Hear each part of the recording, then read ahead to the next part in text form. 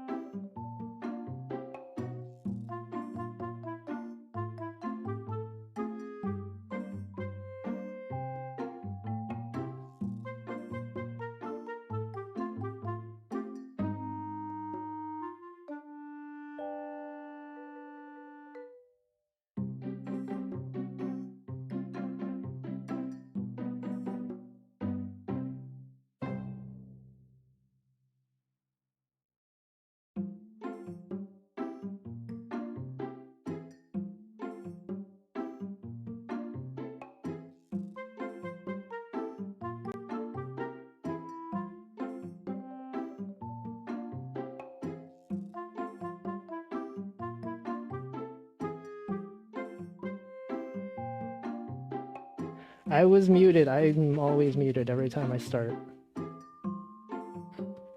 Okay, anyway, as I was saying, I don't know, the YouTube dashboard looked kind of buggy.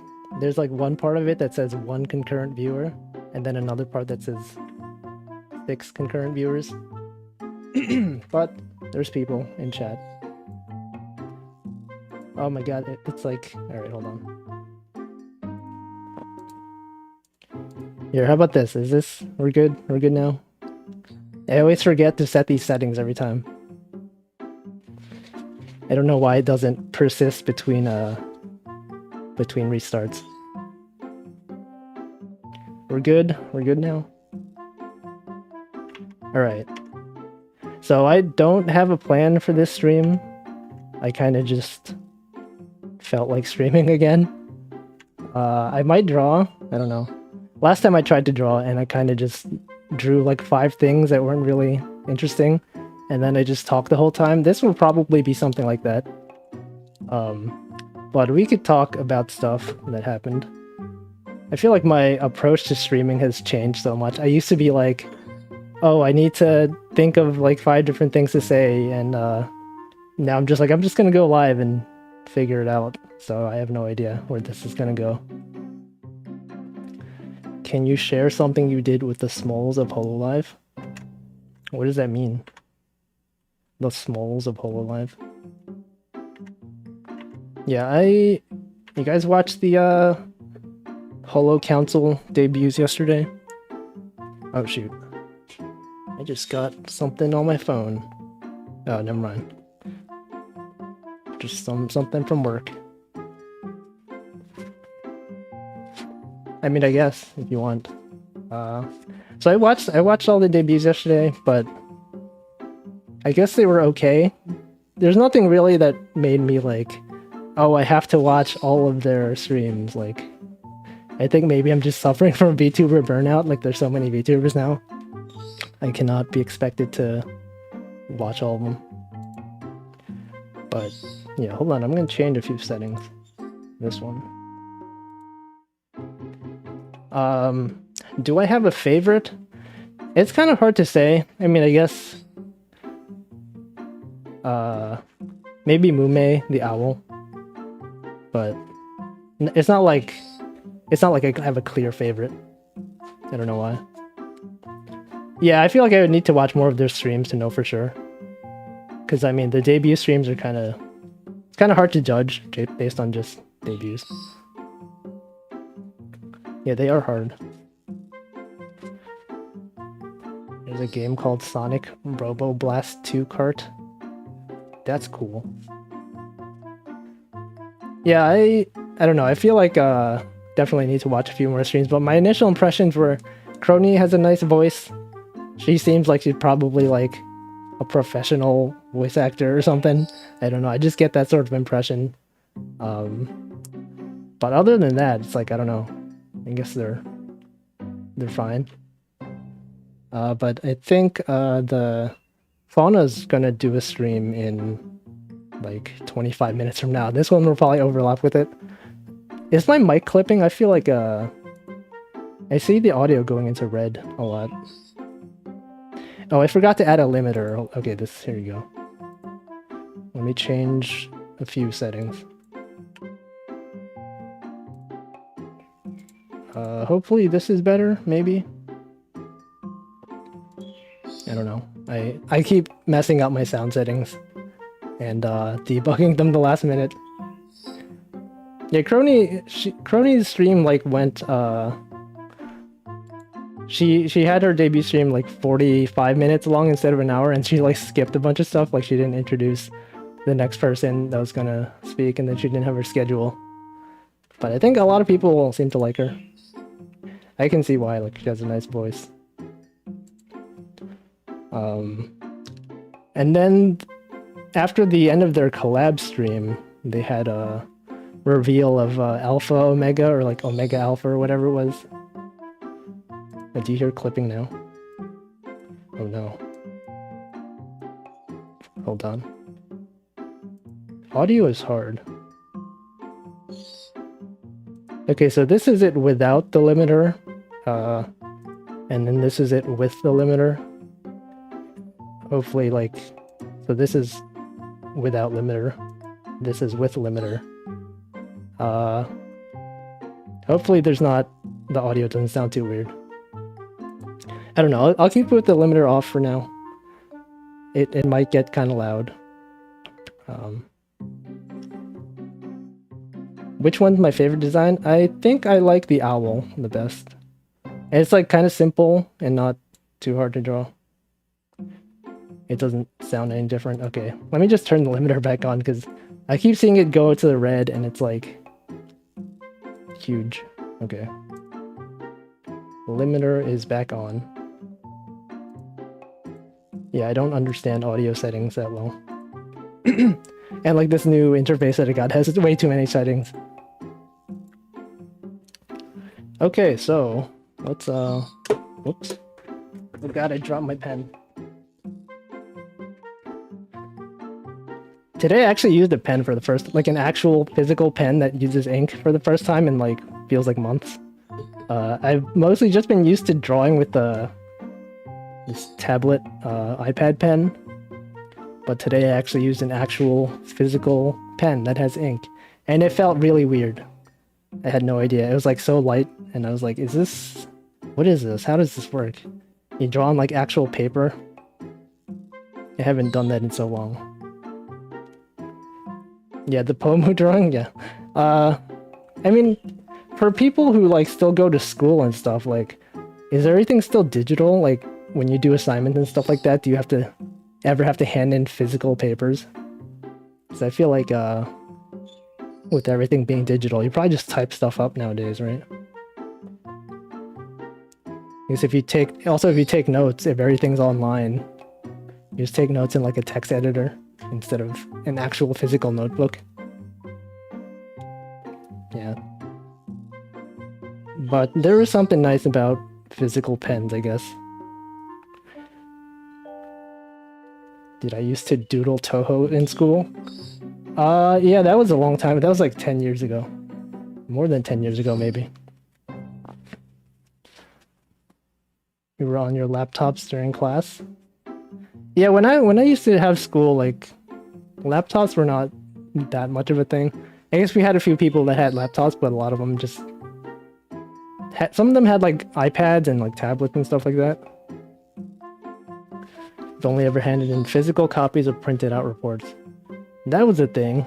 Yeah, nowadays I think people just submit stuff online. And then people do the thing where you submit a intentionally corrupted document, and then you get like an extra day to submit it because the teacher looks at it and they're like, oh, this thing doesn't work. Can you send me a new one? And then you're like, yeah, let me just fix it. Apparently that's the thing that people do. I've never done it. I just hand in physical papers back then. It's 6:30 a.m. there. Why are you up so late? I guess I probably shouldn't question that. A lot of VTuber watchers have questionable schedules. Schedules. Yeah, I can't imagine doing a quiz or test on a laptop.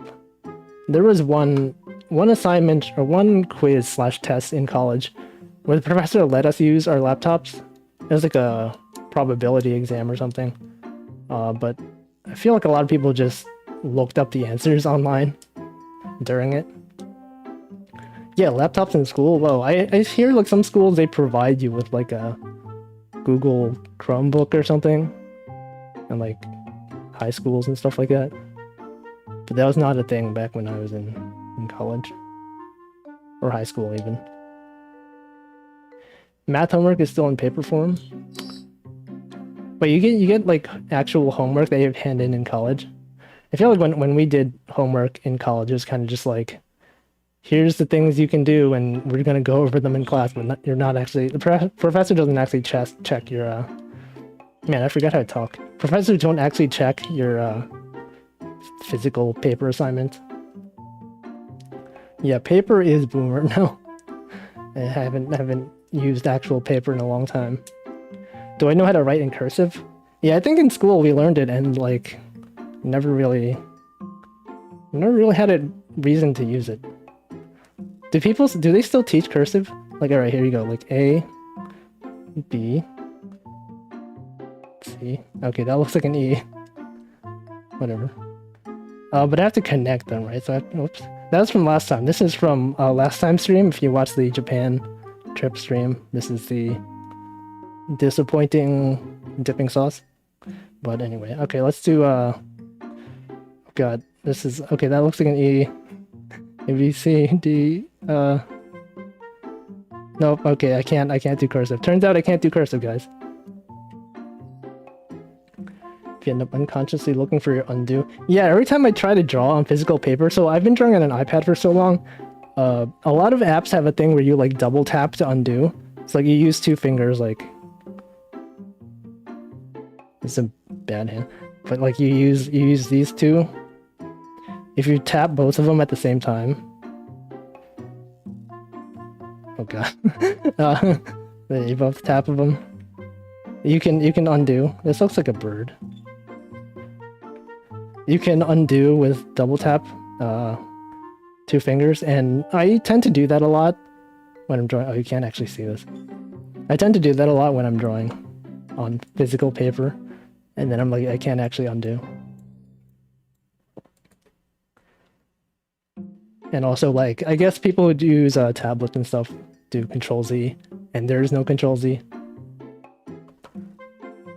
Pointer and middle for double tap. Oh yeah, actually no, I do that. I use what do I use? I actually use actually no. I use these two. So I go like, because when I'm holding the pen, it's like this. Man, I don't know how to draw. Wait. No, this is not how, that's not how you hold a pen. It's like this. This is your thumb, and then, oh god, this is kind of weird. Okay, it's like this. Wait, this is not. I don't know how to draw it, but I use these two. I use these two fingers. This is cursed drawings. Am I writing on a mouse? I'm using I'm drawing on an iPad right now. Pen review stream. Yeah, I definitely don't know how to do cursive. Totally have forgotten. My handwriting is I don't know, it's kind of weird, like hello chat. Sometimes I write A's like this, sometimes like this. Whoops. And like there's no real consistency between when I do one or the other. And then every time I draw an R, it's like it's always capital, even when lowercase. Like what's a word that has R? Chart. Like it's always like this. I never really do it like this. That looks kind of weird. But this was just like an arbitrary decision I made in like 7th grade. I was just like, what if I start writing all my R's like a capitalized? And then I just did it, and then I've been doing it my whole life. Do you ever do a closed loop G? Like this? No, I don't. I don't usually do that. It looks kind of weird.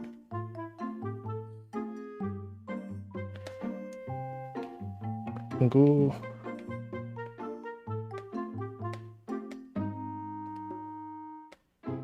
Okay, so let's see. What was I talking about? Oh, I was talking about the debuts.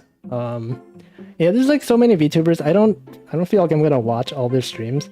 Maybe if they're playing a game that I feel like watching, I might watch. Do I dot my I's? Usually not. I need like an actual word to write. Like I also haven't used my like actual physical handwriting in a while because I just type nowadays.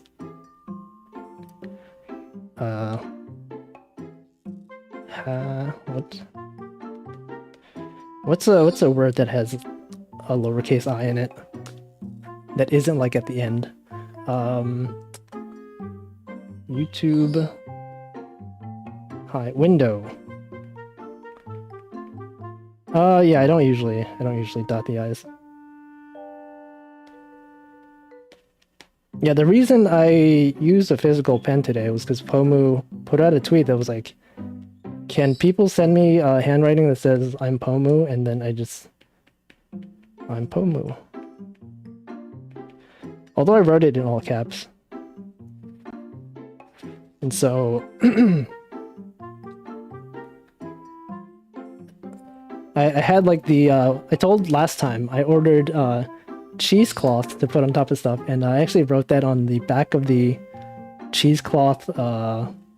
What is it? Like it has a piece of paper that it comes with that tells you like the brand and like had a QR code on it. I just wrote it on the back of that. I'm Pomu. Where do you start writing an 8? Let's see, it's like from the top right, I guess. From here.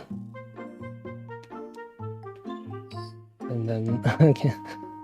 Like ooh. Like that. Oh, that's a nice 8.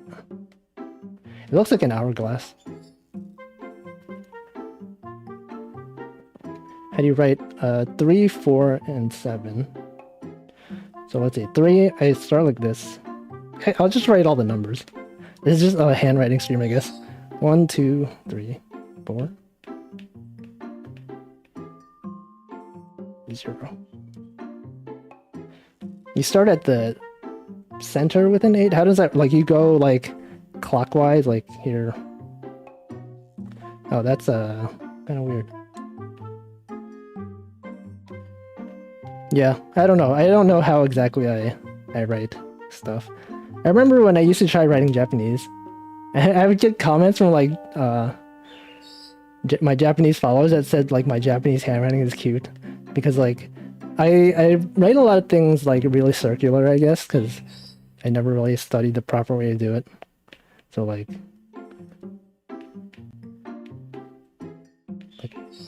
oh god, this is kind of bad. I haven't written Japanese in a long time. This one's probably nowhere near being correct. Can I write with my non-dominant hand? Not really. I can try. I'm trying right now, and no, I can't. Oh god, this is... No, I cannot. I cannot. It's probably statistics on like how often people write. Like where people start the letters from. I am right-handed. I only know a few people that are left-handed. You switch between cursive and print randomly in the same sentence. Interesting. I don't know, I just like have forgotten how to write. I feel like when I write, it's like the neatness of my handwriting varies based on how large I'm writing it. So like if I write like hello chat, okay, like that's really big, right? But if I write like smaller, okay, it's kind of bad, but I don't know. My handwriting is usually kind of wobbly, like you see here. Oh yeah, the cool thing about this app that I'm using, it's called Concepts, is that it's vector based, so you can kind of like zoom in infinitely, and there's no loss in quality. That's a mood. But yeah, handwriting is fun. Some fans are waiting for me to draw Iris and the Council Girls. Yeah, and there's a lot of people. A lot of people that want me to draw stuff, and I'm just like, man, like, Iris's design is so complicated, and I'm just like, I haven't actually really watched much of Iris's streams. Partially due to, like, when she streams, and also the fact that there's a lot of VTubers now, and I don't have time to watch all of them. So I think at this point, I kind of just have to, like, pick and choose. But there are a lot of people that are like, oh, when's Wolfie gonna draw, you know, XYZ character? And I don't know, maybe I could try to draw some of them. Yeah, just draw what I want. Nowadays, I kind of just draw what I want. I mean, I've always just drawn what I wanted. Cause I don't do commissions or anything like that, so if I'm drawing something, it's because I'm excited to draw it, or like I feel motivated to draw it. It's not like out of obligation. Because I used to do, a long time ago, I used to do like Toho fan art, and it was like this character editor thing, and people would like constantly request stuff. And so like every week, every like Saturday for like multiple years of my life, I would just like keep drawing stuff for that character creator. And I got so burnt out of it. I just like, I'm just done. I just stopped doing it. And then I sort of just started drawing for myself, and I guess that's what I'm doing now. I don't like feeling obligated to draw a character. But I know there's like some expectations for me too. Yeah, create that SWF. Those are some old days. Everyone's design and council are more complicated. Yeah, I feel like compared to Hollow Myth, they're definitely a lot more complicated. But I'm sure if I really wanted to, I could probably simplify it.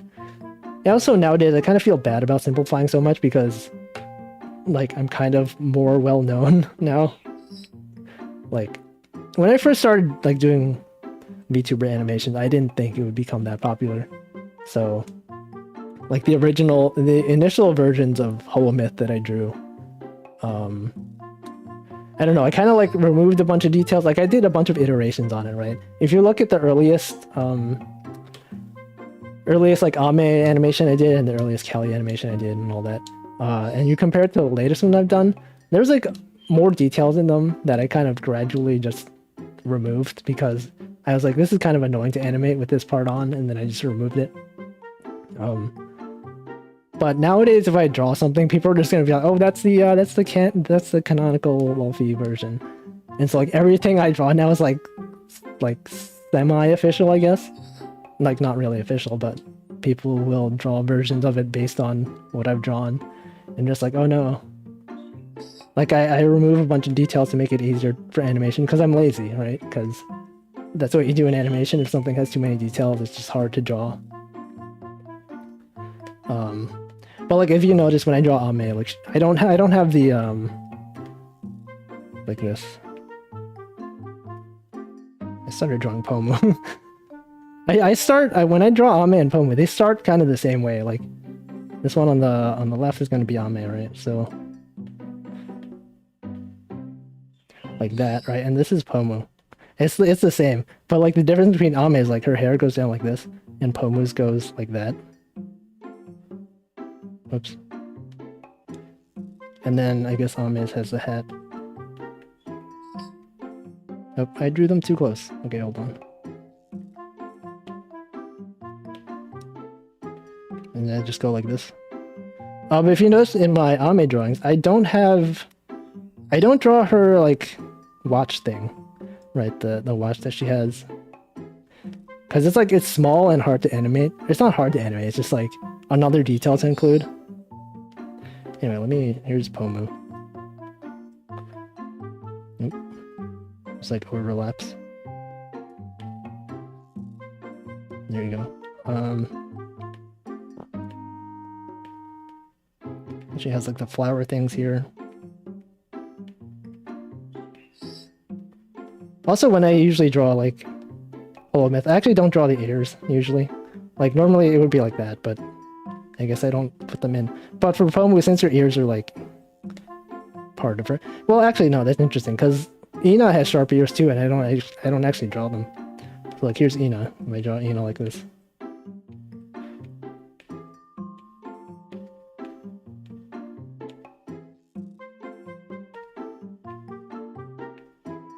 And then like normally it'd be like this, like you have the triangle things. But for animation, since my line strokes are like really thick, I just draw it like this. Oops, that's kind of weird. Maybe something like that, but it looks better when the lines are thick.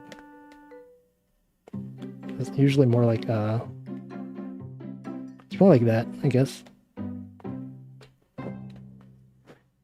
Yeah, Council, Rune Devros was, so a long time ago, maybe like 10 years ago or something, I used to have an IRC channel called Council, and I used to make like webcomics about it. We used to like talk, and I would make comics about conversations we've had. And that was actually based on a Maple Story guild called the Black Council, which is like this is back in like Maple Story beta.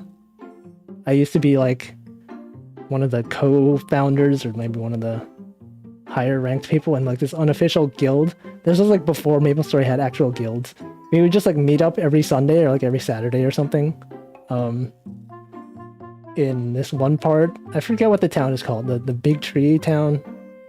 It's very green, the Mage Town or whatever. And we would just go around doing adventures and stuff like that. And so the Council IRC channel is based on that. And so now it's like, oh well, Holo Council is a thing, and it's like every time I think of Council, I just get reminded of like Maple Story and IRC. Oh yeah, Alinea, yeah.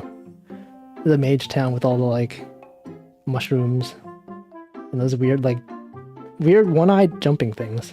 Anyway, I finished drawing here's Ame. Whoops. And here's Pomu.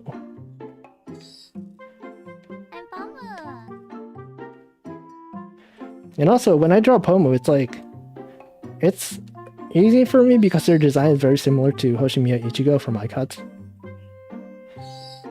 So like, but her hair goes like this.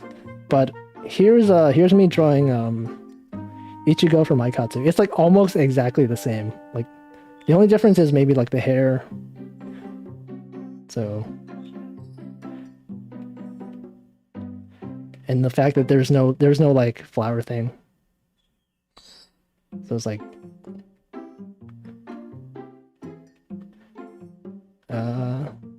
oh yeah, and her hair on this side is more like this. But it's like almost exactly the same.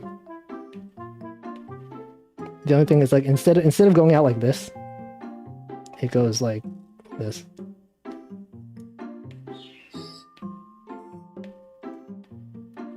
So here's Pomu. Here's Ichigo. And their hair color is also, she's also blonde, so it's almost the same.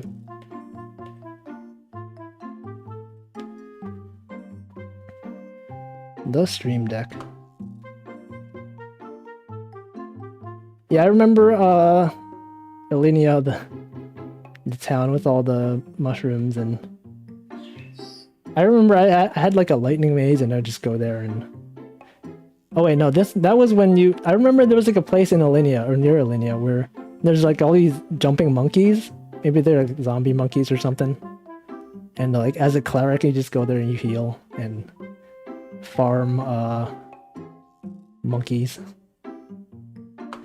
Panlid, yeah, the Panlid thing. That was a long time ago. Oh yeah, Ice Lightning Mage. I forgot, man. That's a term, huh? I should drink water because it's been half an hour. Hold on. It's another water drinking thing for my water drinking compilation.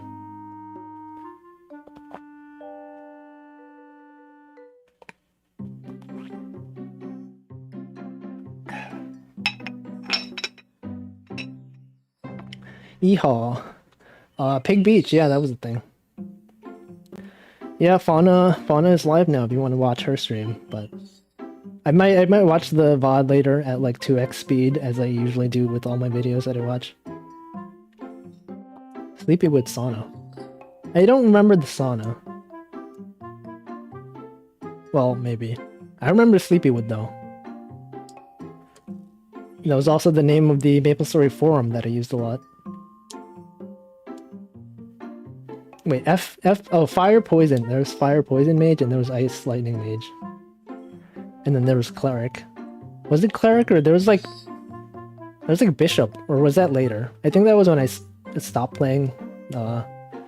They added like Bishop and like further classes. Is MapleStory still around? I feel like I've seen ads for it, like MapleStory mobile. But I don't know if people still play like MapleStory desktop version.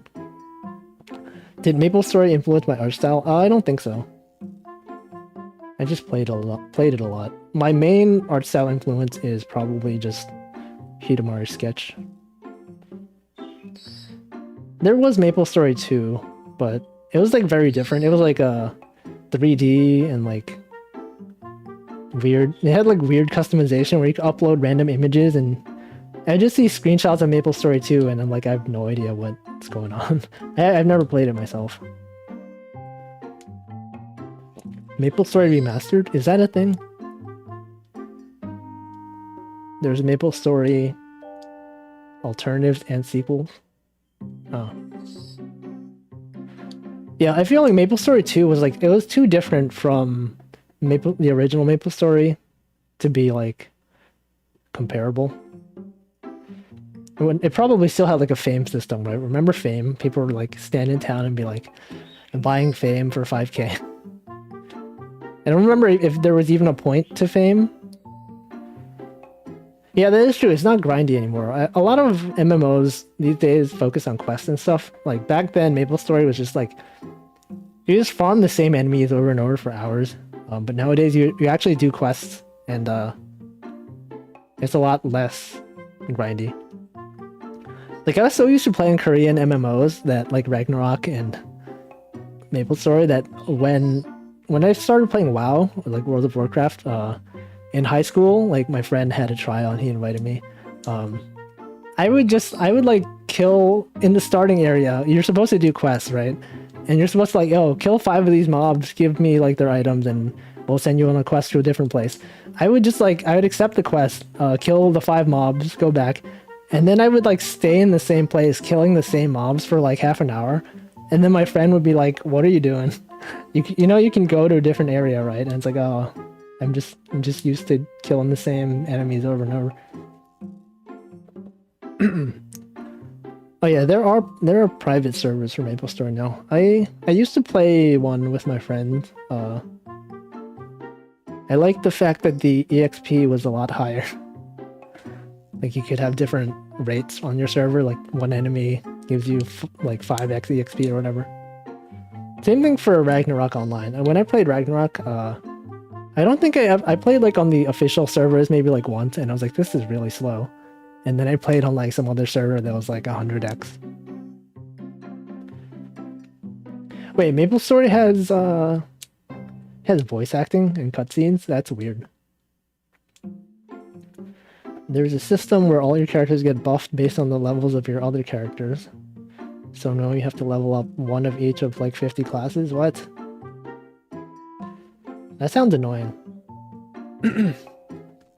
Yeah, I don't know. There was a time when like I didn't play MapleStory for a few years, and then I was like, oh man, I feel like playing MapleStory again. And then like I logged in and like everything was different.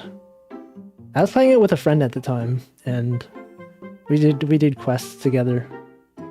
It was fun for like a day or two, and then afterwards I was like, well, I'm done. I'm done with this game. Who did I play in Ragnarok? I played a few different classes. My favorite one was probably Knight, or whatever, the swordsman class, Knight. I used to have, on higher rate servers, I also would play Priest, I think. I used it mostly as like a social game. I would like stand in the main town, Prontera, and just heal people and like buff them as they walk by. Like in some private servers, they have a lot of like NPCs standing in a row, like they'll give you items and stuff like that. I would just like stand like looking like I was stand next to the NPCs to look like I was an NPC, and then as they walk past, as they walk past me, I would just like buff them, and then they would thank me.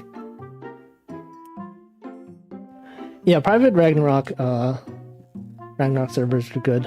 Most of the time I spent was actually on a 6x Ragnarok server, which actually is not that high. But at the time, like, I had only played regular Ragnarok Online and also that 6x one. I was like, wow, this is so much.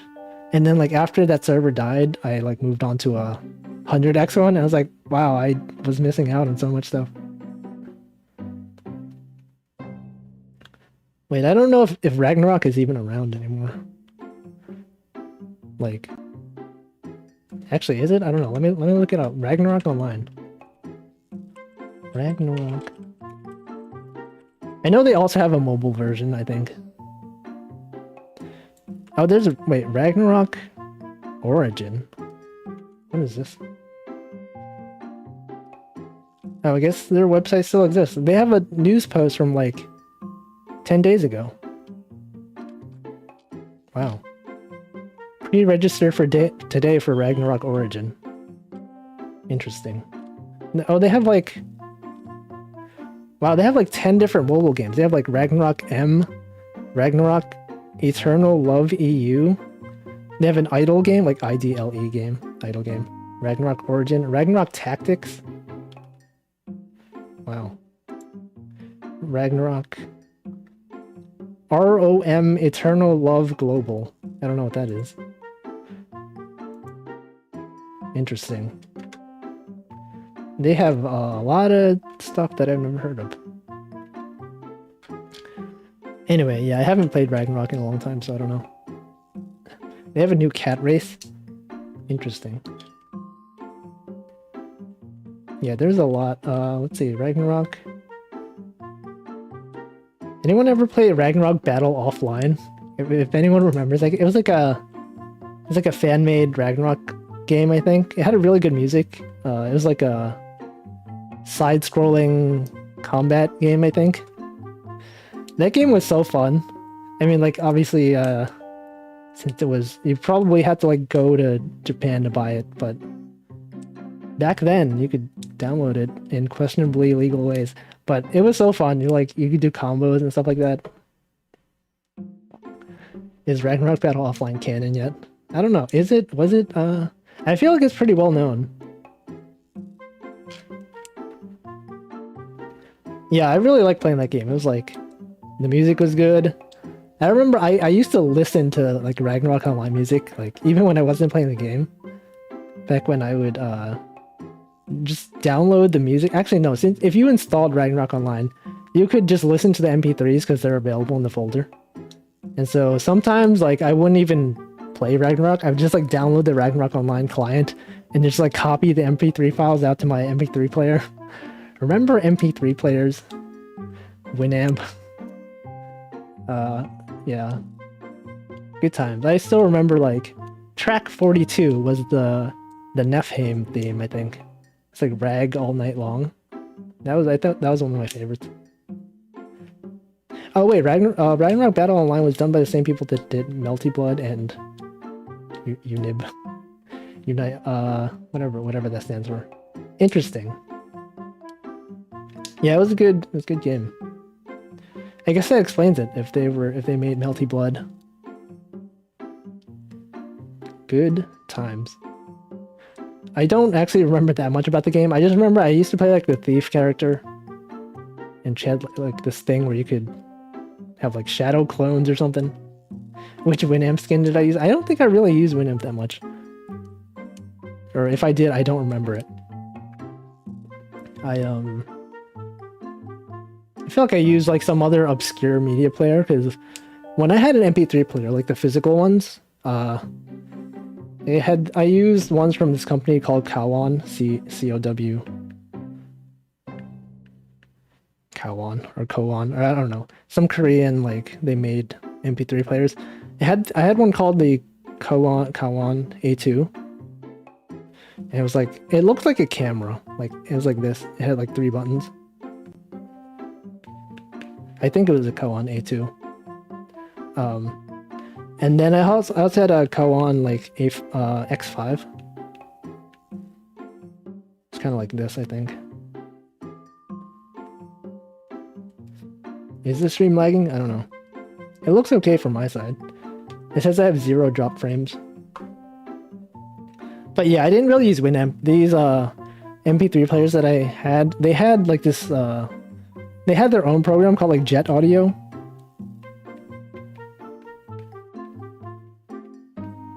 Whoops. And I think I just used that. But I think it was probably just like an inferior version of Winamp. I know there's also a website nowadays that had like all the Winamp skins. Alright, let me swim up. Ragnarok Battle Online was good times. Oh, you bought a used version of RBO. Wait, do they still sell those? Or do you buy it from like a secondhand, like used? Well, I guess used, so. I'm surprised like people still have CDs of those. I don't even have like a CD like reader. Or actually, no, I do. I didn't, and then I bought one like maybe 2 years ago because when I went to Japan, like I got given a bunch of music CDs, and I was like, I don't even have a CD player. So then they would just like stay in my room for like a year, and then I was like, I should probably buy one of those CD players that you could plug in. And so I ordered one. And so interesting story about that is like I bought what I thought was a CD player, but it's actually a CD player enclosure. So like I opened it up and it was empty. Like I didn't know it was an enclosure. I just thought it was like a CD player. I was like, wait, I just got ripped off. Someone like bought this thing, like took out the insides and returned it. What the heck? And then I actually looked at what I bought and it said enclosure. I was like, oh shoot. Okay, I bought an enclosure, not a CD reader. So then I went to return it, and the guy was like, yeah, you bought the wrong thing. And then I bought an actual CD player, and I haven't opened it, because ripping CDs is annoying. And every time I say CDs, I just think of Ligma. Banana streams have ruined me. Okay, let's see. Ragnarok Battle Offline got an official retail release in Korea. Wow. Was it that big? I didn't realize it was that big. Yeah, there's a Twitter account that tweets different Winamp skins every day. I'm not surprised. There's a whole website for it. It was like trending a while back. Oh yeah, Surugaya. Surugaya is where I got these Aikatsu card holders. So the ones that people put like, I guess, it's like this. You like flip this part open, but it's Aikatsu themed. It kind of looks like Among Us. Everything just looks like Among Us nowadays. Sus.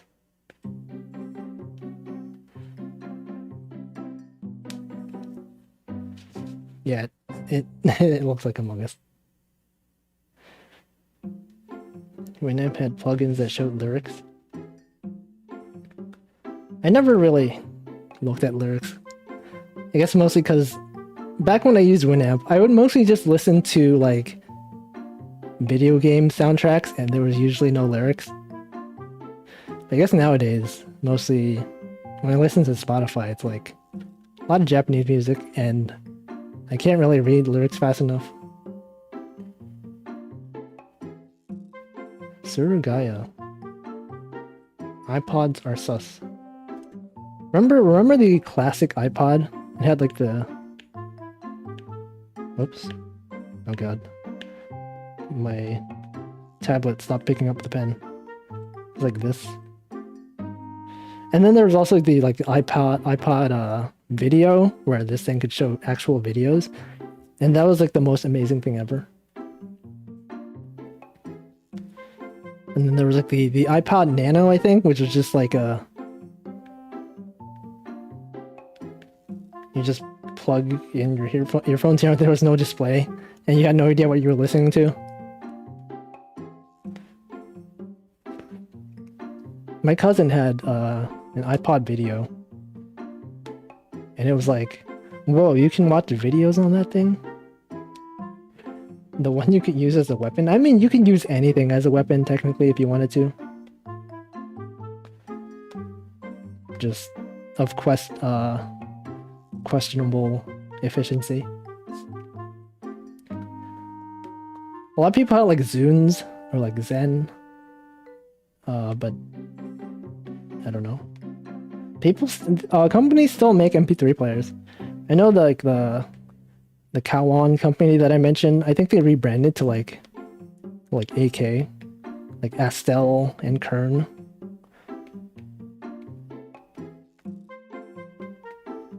Or something. And they make like really high-end MP3 players, and people pay a lot of money for them. There's like one called like the AK-70 something. But I never really got into high-end audio to really know. And then there was like the iPod Touch, which was my first smartphone-like device. Like I think it came out around the same time as the iPhone. It's basically like a dumbed down version of the iPhone without phone capabilities. But back then I didn't have a smartphone, so I would just use the iPod Touch. And I would go around to places and like use their Wi-Fi. My friends would have smartphones, and I was just there with my dumb flip phone. Not even a flip phone, it was like a slide phone. The kind that was like this. Like slide it up. There's like buttons here. And you had like a keypad. But the phone that I had, actually you could run Flash on it. Which was interesting because I used to make Flash animations, and it was cool that I could like just put the files onto my phone and I could like play them. Which was like kind of amazing. Partially use your iPod as a portable hard drive. Wasn't like when you had to use your iPod, like I don't think there was a real way to use it as like a file system. Like if you put all your music on it, you kind of had to go through iTunes, which I always thought was kind of annoying. Like I always liked using like folder structures for my music. But then if you use iPods and stuff like that, you had to like browse by artist and like browse by whatever, and you have to have like your audio had to be tagged properly, like having the proper artist and album and stuff like that. And like since mostly I just listen to video game music, and so like it was just like track 1, track 2, track 3, no artist, unknown, artist unknown or whatever. Yeah, people pay a lot of money for good MP3 players. Or I guess like not MP3, they're like FLAC nowadays.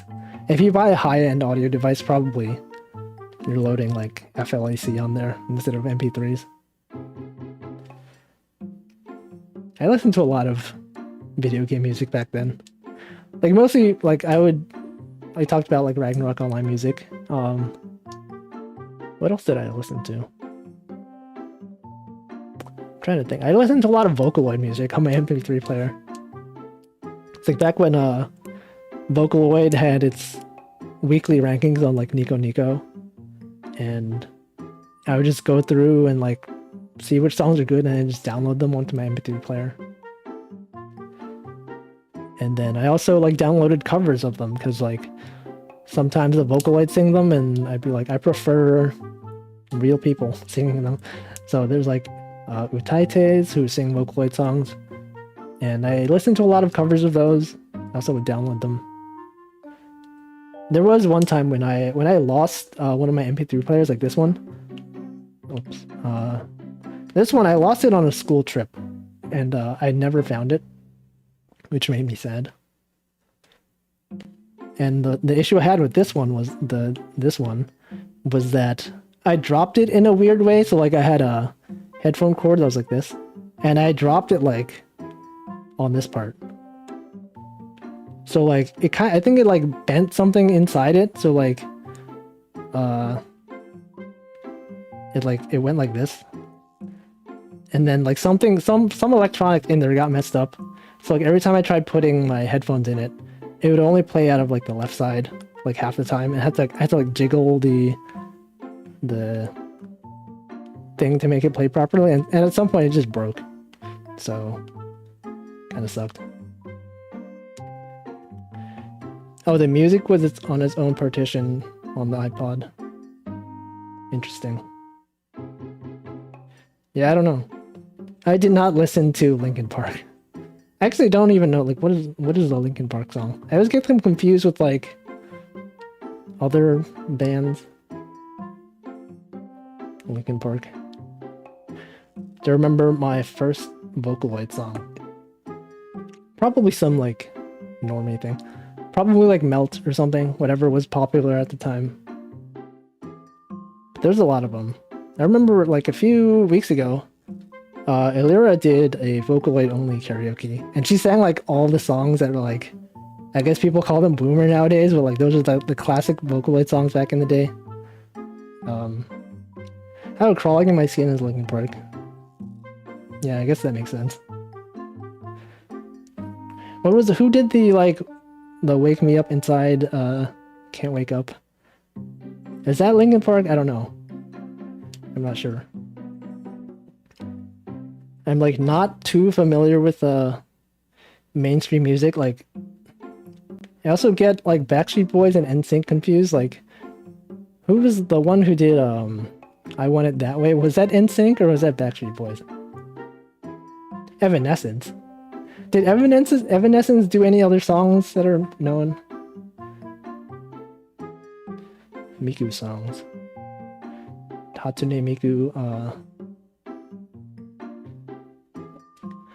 Yeah, I don't know. There's a lot of old Vocaloid songs. My favorite one is Aikotoba. Every time a VTuber sings Vocaloid karaoke, or like karaoke in general, or they play like some Project Diva or something, I'm always like, I hope they play or sing Aikotoba.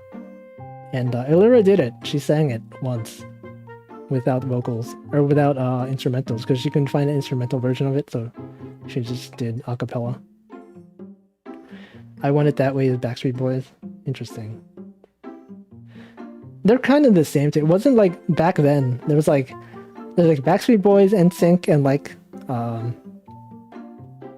what was it, like 100 something degrees, like I don't know, something with degrees in it. And then there's like didn't like Aaron Carter have his own it was like a boy band that had Aaron Carter in it. The Beatles. Their other big song was My Immortal. I don't know that one. Or maybe if I heard it, I'd be like, okay, yeah. 98 Degrees, okay. A lot of like old songs. Remember like McDonald's, when McDonald's had like these things called hit clips? It was like a little like keychain, and they had like a album art on it. Like, oh, look at me, I'm Backstreet Boys. And then there's like this like MP3 player like thing that was like tiny. You like clip it. You put it inside here. And there's like probably some button. And it played like a 30 second clip of the song. Hit clips. That was a thing. I remember I went to McDonald's and I got one. I was like, oh, look at this. I can listen to 30 seconds of this top 40 song for repeatedly for hours. And then you get bored of it because it's the same song. And there was also, I think at some point, McDonald's also had, they had yo-yos, which was cool. It wasn't just like a regular yo-yo, it was the kind that you could do tricks with, so like, you, put the yo-yo, and you could like spin it a lot. I just have a lot of good memories of that yo-yo. Yeah, hit clips were a thing. There's a lot of weird stuff back then. What anyone have like a favorite McDonald's Happy Meal toy? I can only remember a few. I remember a lot of like Hot Wheels ones. When like you had your Happy Meal box looked like this, right? Had like the M on top of it. But they had like a thing where you could like, this was like indented or something, you could like punch it out. And then like it formed a racetrack. So you put this the thing going into it, there was a hole, it'd come out the other side. And you had like a Hot Wheels toy. You could like actually use your McDonald's Happy Meal box. Like, ooh, look at that. And you go in. Yeah, those are cool. This is my favorite Vocaloid that isn't Miku. Gumi was my favorite Vocaloid and still is. Actually, I have a picture of if you know B-Cub, Bukub, or whatever, the guy who drew Pop Team Epic, he came to New York a few times for New York Comic Con, and every time you could request him to draw stuff. Maybe like 10 years ago when he came here, before he was known for Pop Team Epic, he was like a Toho fan artist. And I got a drawing of Gumi, the Vocaloid. Yeah. Actually, let me see if I can find the picture of it. It's on my old Twitter account. So, let me find it. Bukub. Oh, here it is. Copy image address. Let's add a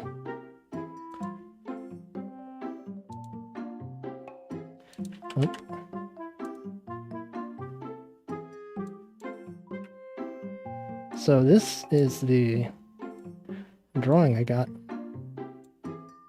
at New York Comic Con 2012. Wow, that was like 9 years ago. Look at that. Yeah, it was cool. It was like $10 to get one of these. It's pretty cheap. Yeah, good times. Yeah, I was also a Toho fan artist at the time. And so I was like, I know this guy from Toho. Okay, let's see, what did I miss in chat? Oh yeah, McDonald's had this Pokemon toys. Wait, was it McDonald's or Burger King? I know Burger King also had Pokemon.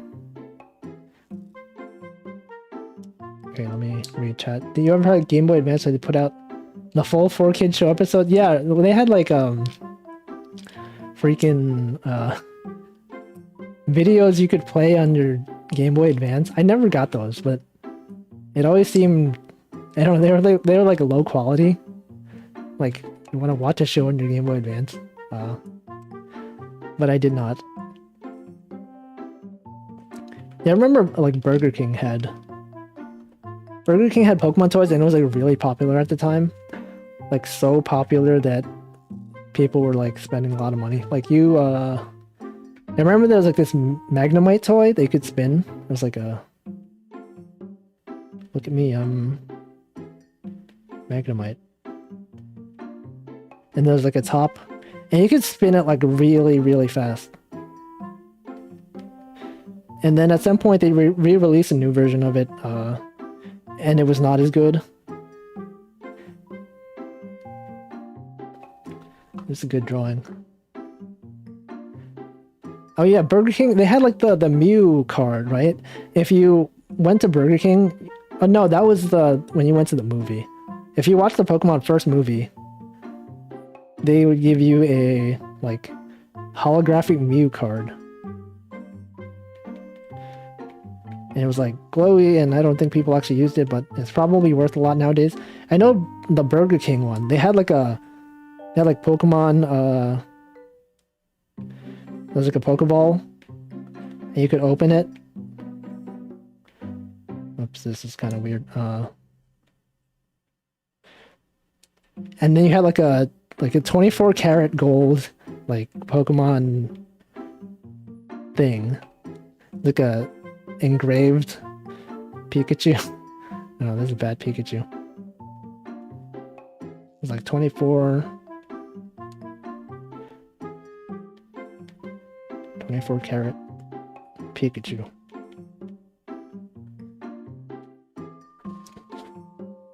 And that was good times. I have a story about the Pokemon things at Burger King, actually. So actually, let me read all their comments first. If I had to choose one series to be known for drawing fan art of, would it be Toho, Aikatsu, or VTubers? Always Aikatsu. Aikatsu is my life. Every time people are like, oh yeah, Wolfie, I know Wolfie from VTubers, but he also did Toho. And every time people always leave out Aikatsu. That was like people always leave out Aikatsu.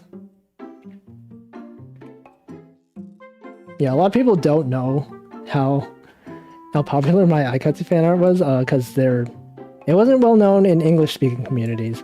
But if you go on like Korean forums, like, I don't know, it got really popular to the point there's like a name for it. But a lot of Western fans don't know it because they don't speak Korean and they don't go on Korean forums. Let's see. Oh yeah, the Space Jam. They're doing a reboot, or Space Jam 2 or something. Burger King 1999 Pokeballs are going for $300. Wow. Wasn't there there was like a choking hazard, right? They had like the Pokeballs that, not these Pokeballs, but like the ones that the toys came in. They had to like stop giving them away because kids were choking on them. And so people were like getting disappointed. So actually, let me tell my story about the Pokemon Burger King toys before I answer other questions. So back then, there was this like jewelry store near my grandma's place. I used to live with my grandma, and there was like this security guard outside, right? There was this one time when I think my grandma, I forget what the case was, but like I started crying because my grandma wouldn't buy me something, or like something happened. And then the security guard, he was just standing outside, and he like tried to make me stop crying by giving me chocolate. Like he just had chocolate on him. He had like a Hershey's chocolate. And my grandma was like, oh, thanks. But of course she was like suspicious because, this random guy gives you chocolate, you don't want to eat it. So she was like, it might be poisonous, don't eat it. So I think we just threw it away. But I remember the security guard. And then like some other time, there was when the Pokemon toys came out at Burger King. I don't remember how we found out, but like maybe we were like walking back from Burger King and we had the toys with us. But the security guard, apparently he actually collected like the Pokemon toys, and he had like a whole bunch of them. And so he invited us into the jewelry store to like trade Pokemon toys and stuff like that. And I think like the Pikachu was like the rarest one. It was like a Pikachu plush where you could like press it and it would say Pikachu. And like I had a Raichu. I thought it was pretty rare, but it's pretty common. And I was going into the store, like he wanted to trade, so I was like, oh, maybe if I have this Raichu, you can trade me this Pikachu that you have. And he like brought all his Pokemon toys, and we played with them. But my cousin was there too. But then I was like, oh, can you I have this Raichu, can I have your Pikachu? And I think he just said no, or like he ignored it or something. But I just remember that a lot. That story's not that interesting, but just something that I remember. Anyway. Look at chat. When we're doing an Aikatsu watch along, there's too many episodes of it, and it's like questionably legal because the only way to watch it is via if you have Japanese TV to watch what's airing currently, or you watch you have Japanese Hulu and you watch the Aikatsu via Hulu, but there's no subtitles, so most people just download it. There used to be a service, it's called Daisuki, and they had like the first 50 episodes of Aikatsu subbed, but at some point they died, so there's no real way to watch it in English anymore, which kind of sucks. I was hoping that Crunchyroll or something would pick it up. What's Aikatsu? Aikatsu is it's like a kids anime about idols. Where like there's this character named Hoshimiya Ichigo. Here she is. This character right here. She goes to an idol school and she becomes an idol and achieves her dreams. And there's a lot of like good music. It's also an arcade game in Japan, so if you go to Japan, you might see like arcade cabinets. They probably don't look like this now. There's probably like a fancy touchscreen one, but back then, you could like, there's like a button. It's like a rhythm game type game, but it's like not really. It's mostly known for the fact that when you play it, you can create a character, and then like prints out it prints out like a holographic card sort of your character every time you play. So you put in 100 yen, you play like a song or two, and then you like unlock costumes and stuff like that, but you get a physical card and it'll show you like you have a QR code up here. Here's like your idol. Wow, look at that. And then you could like trade them with people, so you could like record gameplay, and it was cool. Good times. But yeah, it's an anime and an arcade game, but it's not very well known in like the Western fandoms. There's probably like a few dozen Aikatsu fans that exist, and so every time I see a VTuber that knows Aikatsu, I'm like, whoa, VTuber. Pomu's an Aikatsu fan, but she has never played the arcade game, I think. So yeah, every time I watch a VTuber debuts, I'm like, is this gonna be one of the times where one of them says they like Aikatsu? It has never happened except during Pomu's debut, and so they kind of just gave me false hope for every other debut after then. I'm just gonna be disappointed because they're not an Aikatsu fan. But yeah, it's cool. It's a lot of episodes. There's like 178 episodes in the original Aikatsu, and then there's like 50 or like 100 episodes of the next series, Aikatsu Stars. And then there's like Aikatsu Friend, and there's Aikatsu Planet, which is like live action. And I never, there's Aikatsu on Parade, which is like the first 3 series like combined. And it's good. But there's a lot to watch, which it seems intimidating at first, but then while you're watching it, you're like, I wish there was more episodes of this. Alright, it's time for me to drink more water, because it has been 39 minutes since last time.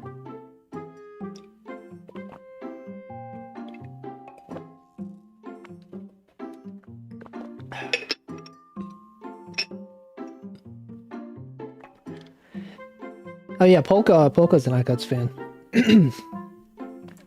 Polka from Hololive JP. She had a stream where she was really drunk, and she did a stream for like 2 hours where she just talked about Aikatsu for 2 hours. And that was the first time I sent a super chat to a VTuber ever. Actually, the only time I've sent a super chat to a VTuber was during that stream. I didn't even stick around. Like, okay, she ended the stream but didn't read the super chat until the next stream. But I didn't even watch the stream where she did the super chat reading, if she did one at all. I just gave her money because talking about Aikatsu. And then there were a few times when Pomu would like try to sing an Aikatsu song karaoke, but she always had donations disabled during her karaoke, so never donated for that, but would recommend Aikatsu. Yeah, gameplay is like Project Diva, I guess. I heard like as far as rhythm games go, I saw like some diagram of like the judgment thresholds for like how to get a perfect note in a rhythm game.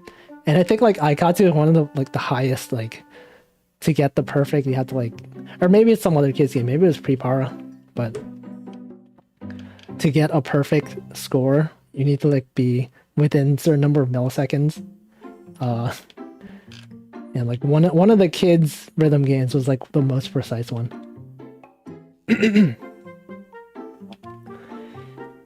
Yeah, Aikatsu was mostly in Japan, at least. They're mostly in like Taito Station arcades. I actually haven't been to a round one before. Actually, no, that's not true. I've been to one, just for karaoke. Pokemon Sword and Shield trainer cards were very inspired by those cards? Maybe. I never played Sword and Shield, but I just know people like you could customize your characters a lot. And you had custom cards. But I don't know if Aikatsu... I don't think Aikatsu originated those cards. It was like Prepara. Prepara had a system where you print out cards. So the difference between the Aikatsu and Prepara arcade games is that... So these are the Aikatsu cards, right? But if you look at the Prepara ones, they look like this. Prepara is another like kids idol show, but they were like this, and this part was detachable. So like you get this cool card, which is a character, and you had like another keyword card down here. And so what you did was like you print out your card, and then you kind of like rip this top part off, and you give it to your friend. Like this. And then your friend could scan this card and like use it in their game. Like you could form a unit and you could dance together. But you get to keep this part. And so like really encourage sharing. Whereas Aikatsu is just like, it's just this one thing. But I also played Prepara when I was in Japan. Yep. Okay, chat. Sana from Council watches a lot of anime.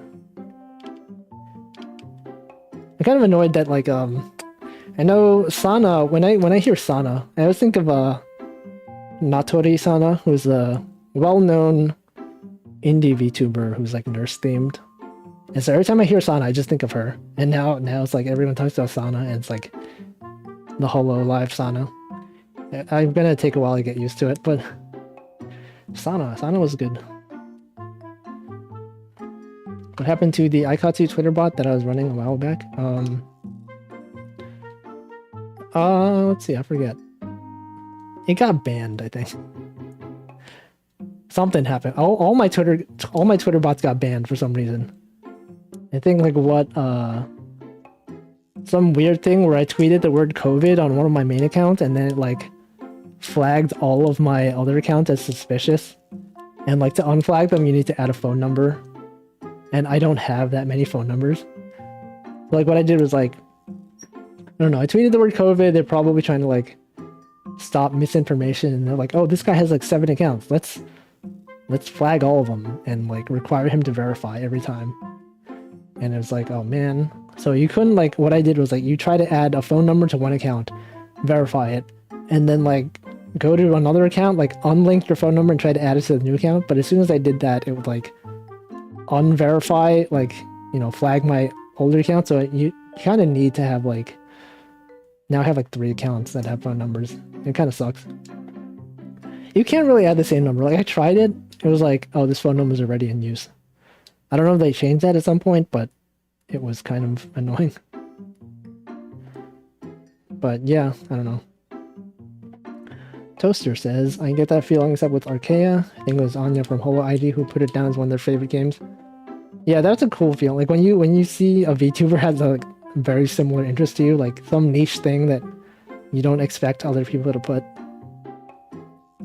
So every time there's a VTuber who likes Aikatsu, you know, I'm going to at least like watch some of their streams. There's like an indie VTuber who mostly talks about Aikatsu. Name was Tenbin Hinami, and she every week when Aikatsu was airing, she would do a stream where she would talk about Aikatsu like with viewers for like maybe an hour or two even. And then there's a VTuber, Pinkie Pop Hepburn would talk a lot about Aikatsu. She had a whole video where she was like, please watch Aikatsu. Aikatsu is the best. Please watch it. And this is like a minute and a half of her talking about Aikatsu. There's a few other VTubers who are very passionate about Aikatsu.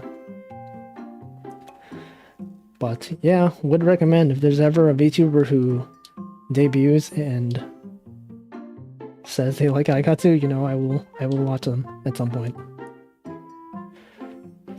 Round 1 has a lot of rhythm games now. Waka. Which one was the one? Oh, My was the one that's like a washing machine. I've seen a few Dance Rush Stardom. Actually, at Games Done Quick this year, there was a stream of a few rhythm games. There's like Dance Rush Stardom and My, and I watched those. They're pretty interesting. Especially the Dance Rush Stardom one is like they did a lot of cool moves and stuff like that. Waka is a Dice event. Let me look up Waka. I don't know what it looks like. Waka rhythm game.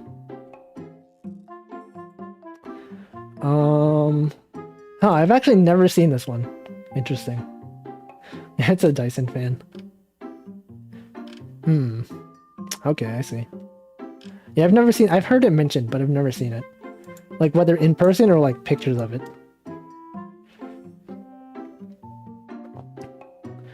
It's a shame, but they're going for Sana as an anagram and not NASA. Yeah, I saw a lot of people were like, oh, so that's why she's named Sana. It's a pun on NASA.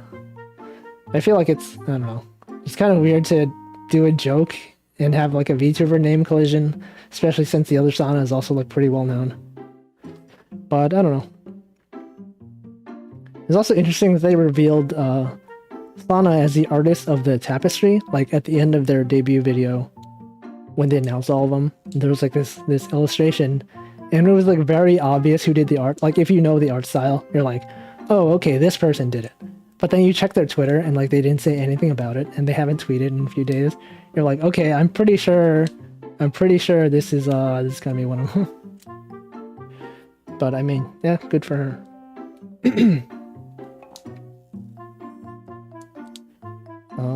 Dance Rush values freestyle dancing more than competitive scoring. Yeah. When I was in Japan, one of my friends,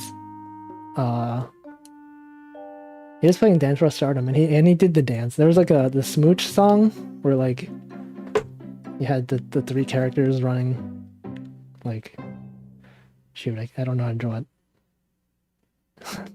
Whatever. Yeah, you had like Smooch, and you had the three characters running, and you would do the same moves as them. I guess like the chart or whatever it's called is modeled based on the actions that they're doing on screen. Yeah, Sana is the Ina of the generation. Yeah. I actually didn't know, I hadn't seen Ina's art before she was Ina, but every time I see it now, I'm like, oh, okay, yeah, that's pretty obvious. There's only like 200 Spanish followers of Aikatsu. Yeah. Aikatsu was good.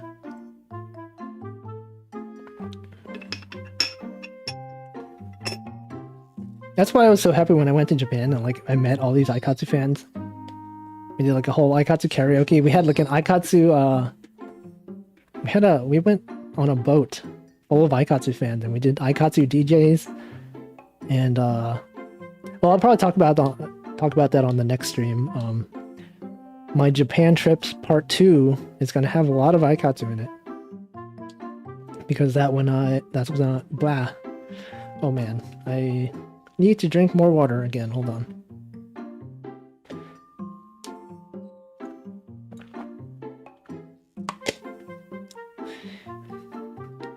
What was I saying?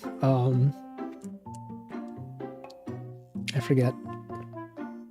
Anyway, yeah, a lot of people were assuming that the rat VTuber would be the only Australian, but apparently not. A lot of people were like, we have no idea what accent the the rat VTuber is putting on. I watched a bit of the debut stream in the background, but I was like, this is very chaotic, which I guess fits her nature. It's like some people are like, is that a New York accent? Is that a Australian accent? It seems like she like slips back and forth. Yeah, changes her voice every minute. Her choice of font also reminded me a lot of when I used to do sprite comics of like Mario. I'd like take the Mario Bros sprites and like have them say stuff. And I used that font, the pixel font called Fixis. It's kind of awkward to say. Fixis.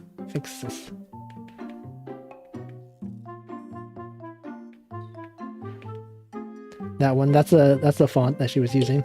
And I was like, I immediately recognized that font. It invoked ancient memories.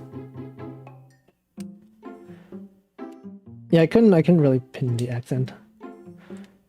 People were saying sounded British. That's kind of, I don't know. I guess people don't know how to recognize accents. It didn't really sound very British to me, but I guess if you could probably confuse British for Australian. I also noticed their every VTuber has the condition of like VTuber neck. Like if you look at their necks, it's like they're all really long. Oh yeah, Crony's proportions are also really like kind of weird, right? Like her legs are like super long compared to the rest of her body, and like also her arms are pretty long. I guess maybe that's just the art style of the artist. Since I never really played like any games in the Fate series, especially like Fate Go or whatever, I was not familiar with the artist. But apparently they've done a lot of art in Fate Go. Very long legs. Little weirded about Bay using programming styling. It doesn't really scream programming to me. It's more like I don't know, like retro games. I don't know. The artist is more from Fate CC, which is the PSP spin-offs. There's so many things in the Fate series, like I don't know. I don't know. Do I have a parakeet? Yeah, you probably hear them upstairs, right? I have two of them. They don't have names. They're just the green one and the white one. Anyway, what I hope to see someday is like a VTuber, like mainstream VTuber that does programming. Like if they just start talking about, oh yeah, I use Linux and here's the programming languages I use. I write C, and they had their whole theme was based around programming and stuff. So that would be cool.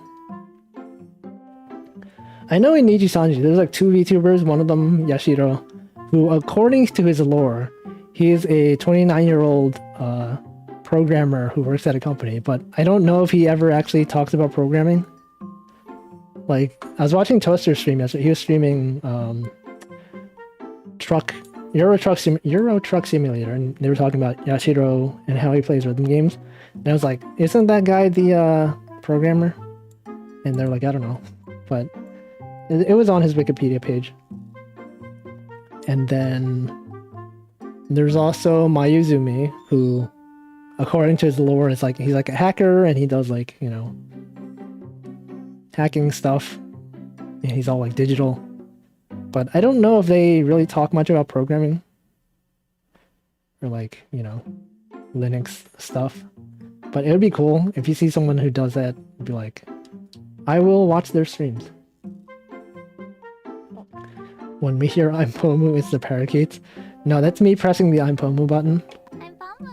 I'm Pomu. I'm Pomu. I'm Pomu. I'm Pomu. I'm Pomu. I'm Pomu. It's Pomu. I'm still waiting for the I'mPomu.com website to add the other Pomu voice clips. There's a stream a while ago where the creator of I'mPomu.com donated to ask if Pomu had other stuff she wanted added to the website, and she did she said a bunch of I'm Pomu lines, like maybe like 10 of them or 20 of them, just in one go, and like just clip it, put the sounds up there.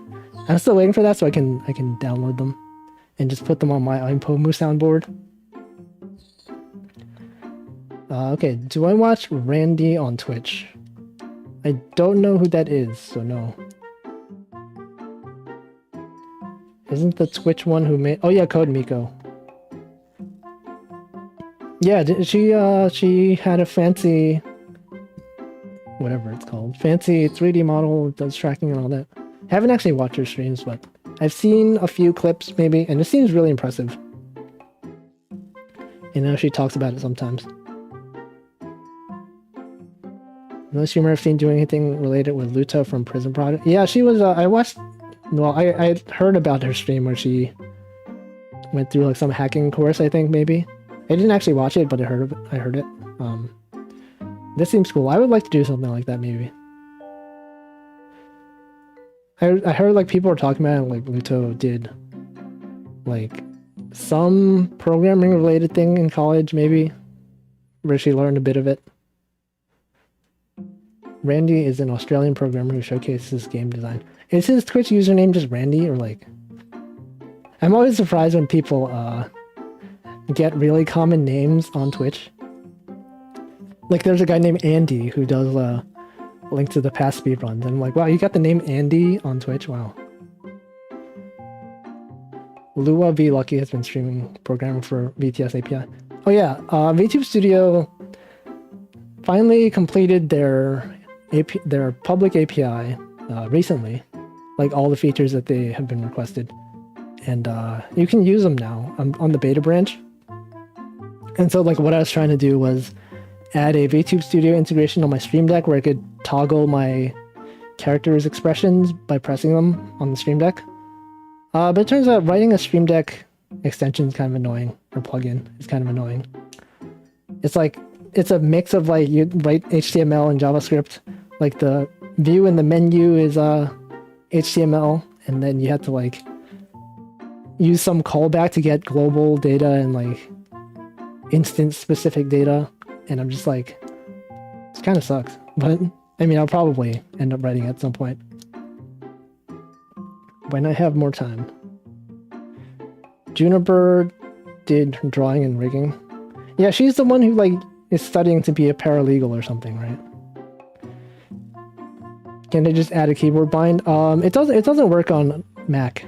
Apparently it works on Windows, but not on Mac. For hotkeys to trigger in VTube Studio, you have to be in the program itself. So like, I could have a button to move VTube Studio to the foreground and then press a hotkey, but I think for Windows it's fine. You could trigger hotkeys even when the program's not in focus, and that makes it a lot easier. But also the way I have my model setup is kind of like non-standard. Like VTubers usually, when they have expressions, there's like two states, right? On and off, for like angry or whatever. My VTuber expression is like, I have one parameter that controls facial expression. And so like, when I switch between them, if you see something like this, and I press F6, you see it goes through like all the different intermediate states. Like it kind of like toggles between them. There's like a weird limitation where in VTube Studio, it'll like try to smoothly interpolate between values. And so it's kind of annoying in that sense. The way I rigged it is a bit weird. Not rigged, like the way I have it set up. Because these are just like static images, right? The eyes or whatever. But with the VTube Studio API, I can control the specific parameter values. And so like I can set it to go to 6 immediately and not have to wait. And also there's the fact that like when I toggle these expressions, like if I press F6 to go to this expression, and then I press like F4 to go to this expression, it sort of keeps like a stack of expressions. So like if you look at it like this, like here's the default, right? And then I press a button, it'll trigger the crying animation. And then if I press the like, you know, like excited one, it'll toggle this one. But this one's still active. So like when I undo this one, it'll go back to this one. It's kind of hard to explain, but like it's a stack. So like if I get rid of this one will still be there. but then like, I don't know. It's just really weird. So like using the API avoids stuff like this. Yeah, it is a stack. Like if I press F6 now, F4, F6, and then I press F6 again to undo this expression, it goes back to this one. So yeah, I don't know. It's so with the API I could just have it go directly to whatever. And then also I can when I used to have a MIDI controller, I used to have like knobs that I could press. So like, well, I still have the MIDI controller, but it's not plugged in. It had like a knob, and you could like turn it this way. I wanted to use that to control. Sorry, there's probably a better way to draw this. It's like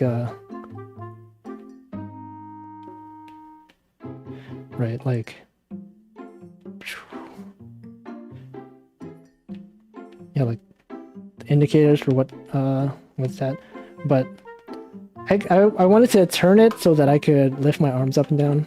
So like if I wanted my arm to be like halfway, I could like turn the knob, control the parameter value that way, but there's no built-in param that does that. So what I wanted to do was have a knob that just moves my arm to a specific position, which would be cool. Yeah. Girl DM is VTuber model. I feel like I've seen that username. I haven't actually seen... I don't know, maybe I've seen clips of it, but the name sounds familiar. My streams are informative. I try to explain things in a way that makes sense, hopefully. I used to like, I feel like I've never really been that good at teaching people stuff. Like, if I were to be a teacher, I'd probably ramble a lot. But I think like since I've been streaming a lot more often, I'm probably better at talking than I used to be. Probably better at explaining things too. I used to have this problem where like I would ramble, like I would say one thing and then like 5 seconds later I would repeat the same thing, and then I would notice it and be like, why did I just say that twice?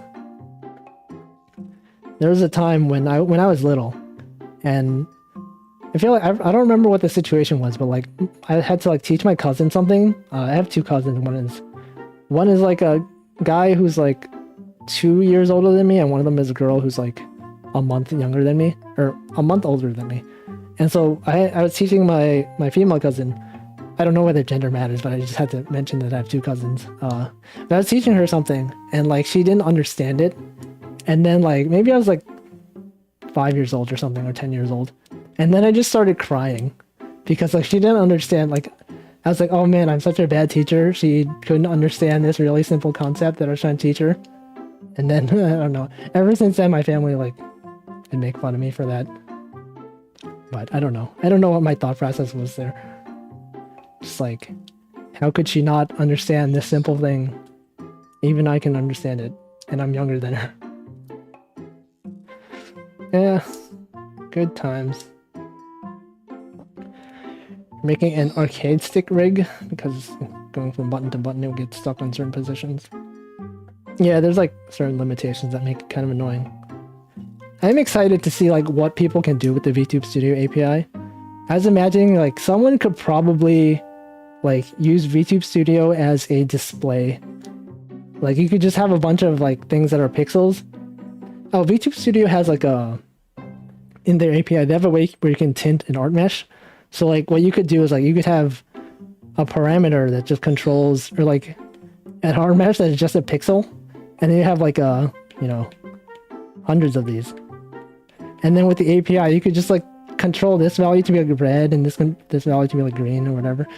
You could like show a display video in VTube Studio. Or like someone could probably like have a version of Doom that runs using VTube Studio as its output. Like you could play Doom and then like have some parameters that control different displays and play Doom in VTube Studio. Someone probably is already working on that. I don't know, but I was thinking of it. The thought process of a young child is, if all else fails, cry. Yeah. I don't know. Or I feel like I've also seen like VTuber. There was like a VTuber agency or something that was doing educational content, like teaching stuff, courses, and things like that. I remember I saw the initial tweets, but I didn't actually haven't seen anything afterwards. I don't know if they debuted or whatever, but it'd be interesting to see VTubers doing more educational content. I did see like there's a video of like a real teacher who was doing like Zoom courses or stuff like that, and she like used the default character, one of the default characters of Live2D. She like became an anime girl, and just to make things more interesting. But I didn't actually see the course. It was just like, you know, I'm a VTuber now. I'd like to see VTubers do actual webinars. Like I know Pomu jokes about. Pomu mentions like how her boss knows she does VTubing, but that he thinks they're webinars, so he calls her streams webinars. Like, oh, are you going home to do the webinar today or whatever? But it'd be funny or fun to see a VTuber actually do webinars. Speaking of Doom, yeah, I like when the Doom stream when Pomu put Doom Guy's portrait. Is there any game I plan on streaming? I don't know. Maybe at some point I'll play Jump King. I know like VTubers like to play Jump King and they get upset at it. But I'll probably, if I do it, it'll probably just be a chatting stream because the gameplay doesn't really matter, right? When I played Getting Over, it's basically a chatting stream. I played it like twice. I didn't get very far at all, but I talked a lot and it was good. Oh yeah, all my streams received like reviews, like monkeys and insects and stuff like that, and sea creatures. Those are kind of like webinars, I guess. That is true. I do like those. Play Gartic Phone reviewers. I've only played Gartic Phone like the only time I played it was when I got invited on Kiara's stream to play it, but I have actually never played it other than that. I'm surprised like that they allowed, like Hololive allows them to play Gartic Phone to viewers, because I feel like you could probably get like someone who just draws like really, you know, stuff that would get you banned on YouTube. And that always worries me. Like you play with a random guy, he'll like maybe draw something illegal or something that should not be shown, and you'll have to like edit it out or like remove the stream or something. Oh, that happened to Pekora? Wait, what did someone... Oh, someone drew Nazi... Oh god. Yeah, that sounds bad. Yeah, so that's why I'm afraid, like, if you play stuff like that. Also, like, Jackbox games in general, like, if you play Jackbox games, you're kind of like, with chat, people could put some really, really weird stuff on there that'll get you in trouble. Okay, chat. There's gonna be VTubers from Sony Music. Yeah, I saw the Sony one. They have like 50 VTubers that they're gonna audition for, and that just feels like way too many. Just like people had trouble keeping up with like 5 VTuber. Like, you have like a generation that has 50. I don't know if they're gonna do them all at once. Maybe they'll roll them out like gradually, which I guess would make more sense. But like, just to say off the bat that you're hiring 50 VTubers just feels like a huge amount. And like at this point, like the only corporate VTubers that are major are like Hololive and Nijisanji. And like those aren't like associated with like, you know, the fact that it's Sony, it's like way more corporate. And it just, I don't know, like Sony's not known for VTubers, but it's just interesting to see how it's gonna go. But I think a lot of people are going to be skeptical, myself included. Also, the fact that it's like Japan only, probably will not watch them because I don't understand Japanese.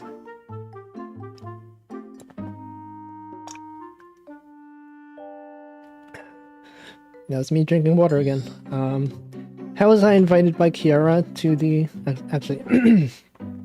Wait, hold on. Someone asked if I played Small Anime. I played it, around the original release date, but I haven't played any of the recent levels. So how was I invited by Kira? I mentioned this on a previous stream also, but I don't know. I was eating lunch at work. Well, I worked from home, so I was at home. But I wasn't watching the stream. I just knew she was streaming it, and I just got a DM that was like, "You want to join Gartic Phone?" I'm like, "Okay, sure." And that's basically all it was. And then I watched the stream, and then I talked about how I had this weird setup where I was mirroring my Mac OS display onto my iPad before I realized I could open a browser because it's a browser game.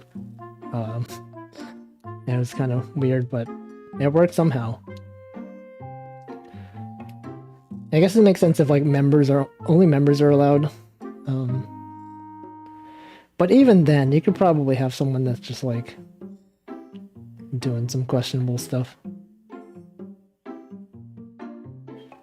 Despite with what everyone says about management, I feel like Cover's pretty okay. Micromanaging a big corporation with talents.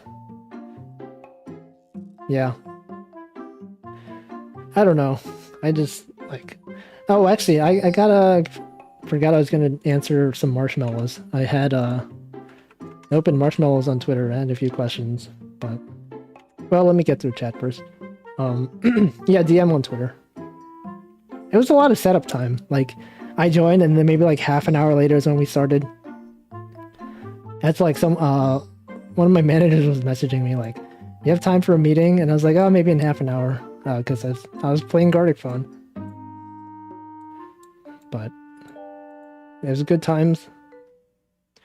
The rounds are a lot longer than I expected them, but if there's a lot of artists, I guess that makes sense. Yeah. Okay, so let me actually go through these marshmallows. Well, okay, some of these I don't really have an answer to. One of them asked, who is a VTuber that I don't watch at all, but do you think has a good designer gimmick? I can't think of an answer to that right now, so... But don't know the answer to that one. Another question I got on Marshmallow, do you have a favorite artist / illustrator? There's an artist who used to do a lot of Aikatsu fan art, who does like a really painterly style. Let me see if I can... Twitter.com. It's like 79BG_R. Yeah, that's him. This guy. 79VG_R. So I'm not gonna put his art up on screen because I don't know, don't want to get in trouble. But yeah, he does a lot of good, nice painting style art.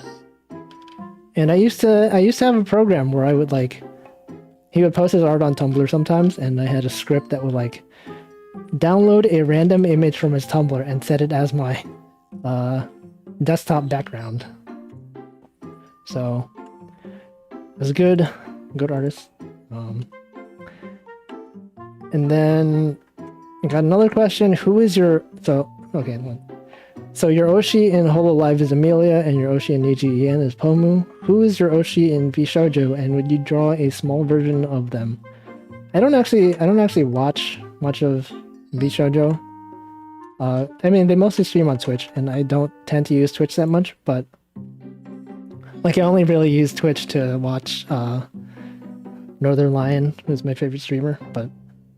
I have seen a few... Most of my, like, times that I've seen VShoujo is via Twitter clips. There's, like, a Twitter account that's, like, out of context English VTubers or something. And I would see clips from them sometimes. But also, I had, like, 2 streams that I watched. They're both Iron Mouse streams. One of them was when Callie was collabing with Iron Mouse, and one of them was when Bonavir from Niji Sanji ID was collabing with Iron Mouse. And I guess that's probably the VTuber from VShoujo that I've watched the most, Iron Mouse. I thought those collabs were pretty good. It was a lot of like them gushing over each other. Like, you know, they're fans of each other and they're like, oh, we get to collab, and, you know, a lot of nice comments. But yeah, I don't know. I haven't seen much else. I did watch there was one collab. It was like maybe way too many people, but the collab where like Niji Sanji En and or I mean Lazulite at least. Lazulite, Pikami, and a bunch of like a few indie VTubers like Bao, Scara's from Offline TV, I think, but he has a VTuber avatar. And then a bunch of VShojo people. That stream was like really chaotic, but I watched some of that. I don't know. Interesting. Yeah, Zentrea as voice to text. I don't know, I can never really get used to that. It's like it's hard to tell someone's like when someone's talking out loud, you can kind of like use your tone to like say stuff, and I think with text to speech you lose a lot of that, but I think a lot of people still enjoy it, so it's good that she found someone to, or like a bunch of people who enjoy it. I actually used to be a text to speech VTuber for like a week maybe before I had a mic. This was before like Holo EN debuted. I had like I would stream Mahjong Soul on Twitch, and I had like a text to speech. I had like a whole setup where I wrote my own custom like speech bubble thing, where like I would type in something and then it would like pop up a speech bubble, kind of like this. If I oops.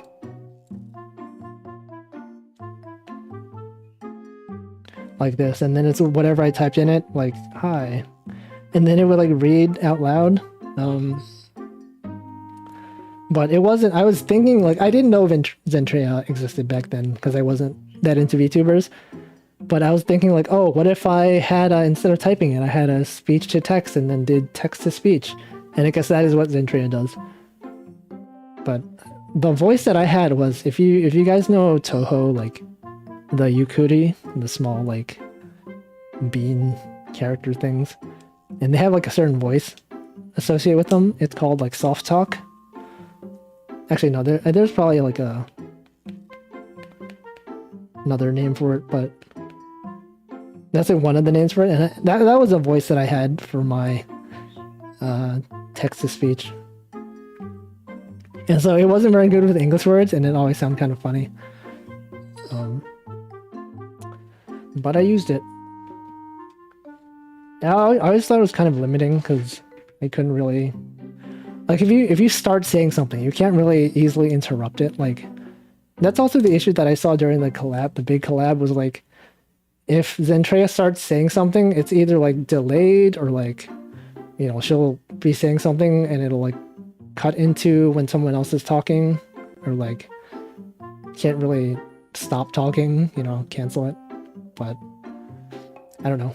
It's interesting. It's an interesting like technical problem to work out. Yeah, you probably get cut off a lot. Some people use voice recognition in text-to-speech. Oh, so like when you say the act, like say you emphasize certain words, and then the text-to-speech will emphasize them. I did see there was like a Japanese text-to-speech program that I saw recently, and you could have it. You could do like inflection and stuff like that. Put like certain emphasis on certain words instead of just like straight up like text-to-speech.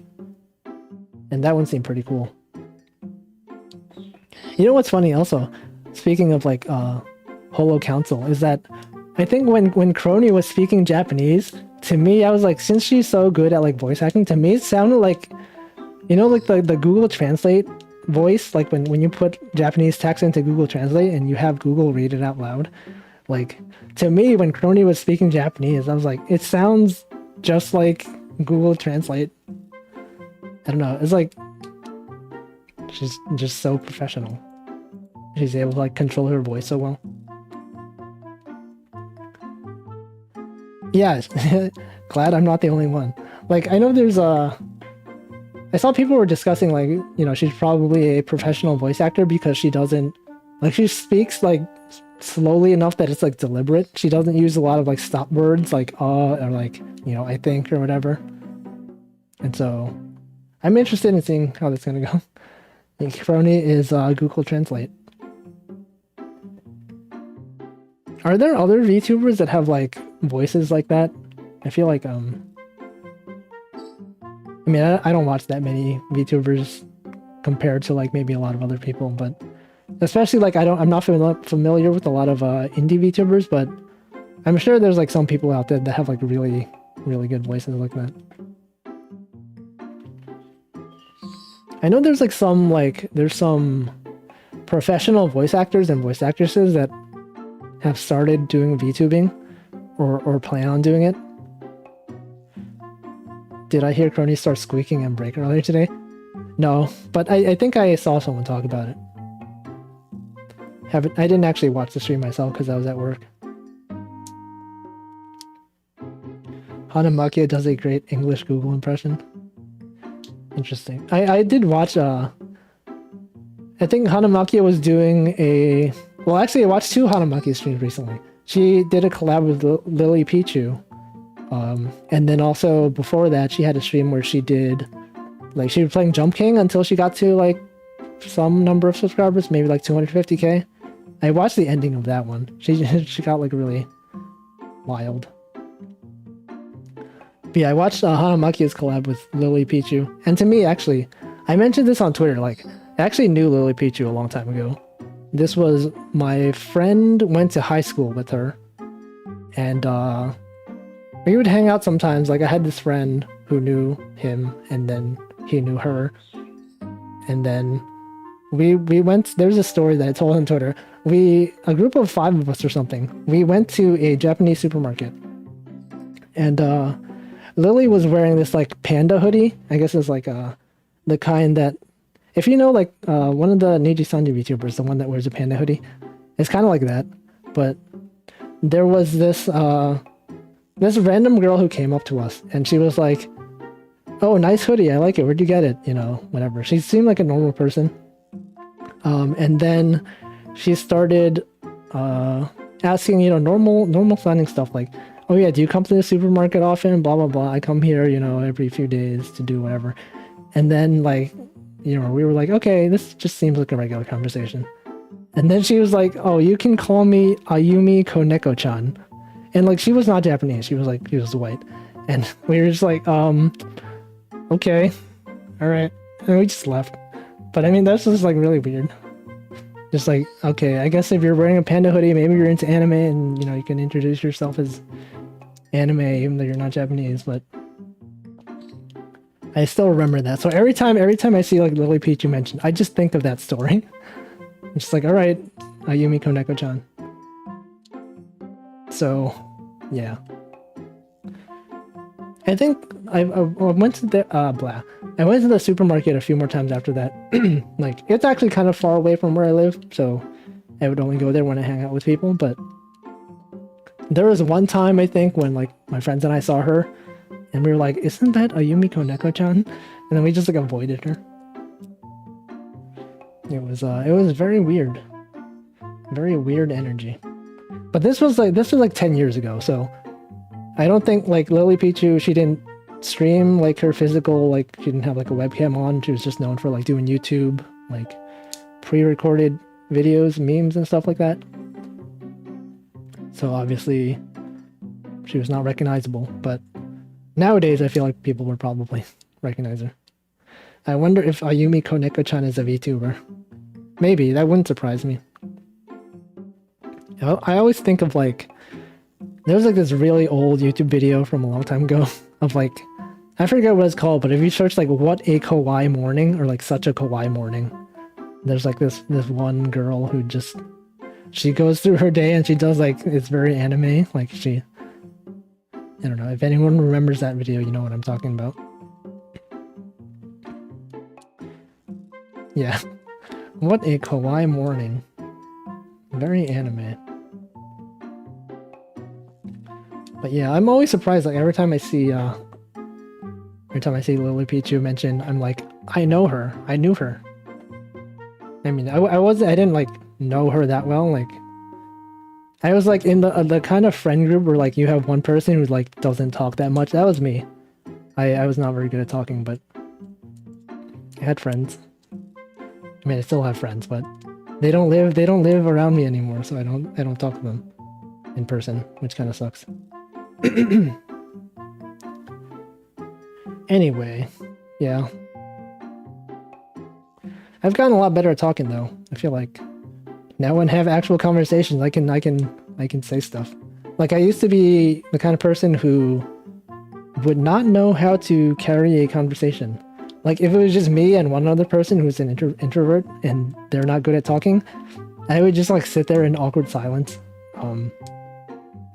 I think nowadays, now that I know how to just talk about random stuff like to people online who are watching, well, it's kind of different because like talking to a stream chat is different from talking to a regular person. Because in a stream, the people are there to watch you, right? They care about what you have to say. If you're just talking to a random person that you sort of know in real life, it's like you don't know if they really care about what you're saying. Like you can start talking about like, oh yeah, when I was little, I did blah blah blah, and they're just like, all right, whatever. Yeah, it is different from talking to regular people. There is some overlap though. Like if it's a friend who, well, I don't know. I guess there is some I like have a list of stuff that could be talked about sometimes. Like since I got into streaming, I just write down interesting things that happened to me. And I'm like, good topic of stuff. Yeah. In a stream, if viewers don't care what you're talking about, they can tune out. Yeah, that's true. People just listen in the background.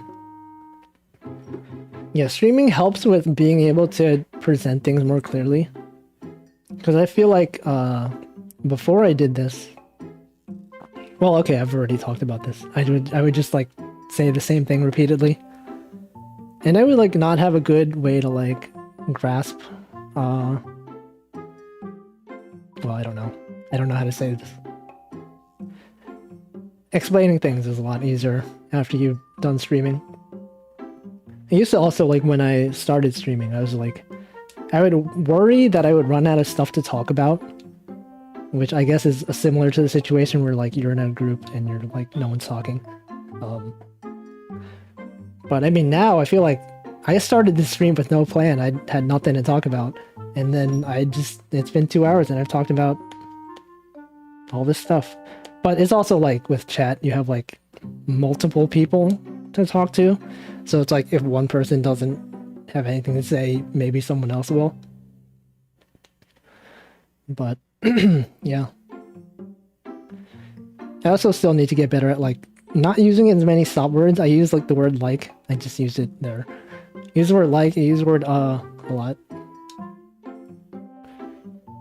Gotta get better at not using those. But it's hard.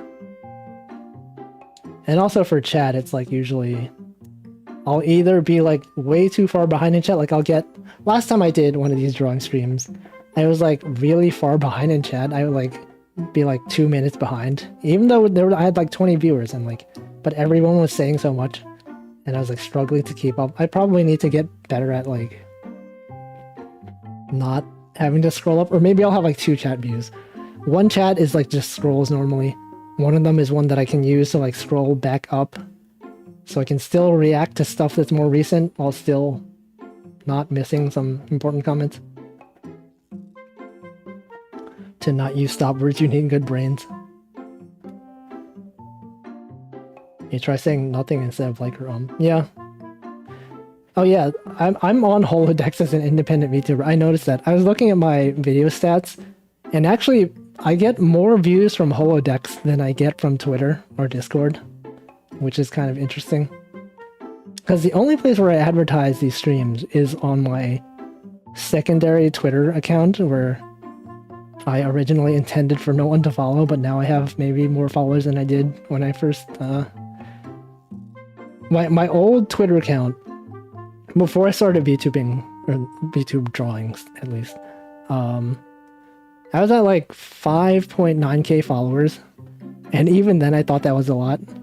And then I was like, now that I have like 100+k followers, I was like, this is way too many. So then I had a second account that I used just for random stuff. And now that account has like about as many followers as I did before I started drawing VTubers. So I don't know. But that's the only place where I talk about these streams or like mention that I even do streams. but it's on Holodex now, so I guess more people find them. So I guess that's something. It's cool. Holodex usually needs to have 30k subs to be on it. Interesting. I don't know who put me on there. No one asked me about this. But I mean, I guess it's fine. Whatever. Yeah, there's people who followed me since the Toho days and they don't know where I went. I just abandoned my Twitter account and then made this new account where I start talking about Aikatsu and drawing lots of Aikatsu fan art. And most people don't care about Aikatsu. And then when I started drawing VTubers, they're like, whoa, Wolfie was Wolfas? There's still people who don't realize that. So every few months I'll be like, I'll talk about my old Toho days and someone's like, wait a second, that was you? You're the reason I got into Toho? I'm like, I guess. And they're like, wow, this guy. And then I'm just like, but have you considered watching Aikatsu? Yeah, people don't realize a lot of things. Well, Toho. That was his thing. Came from Twitter.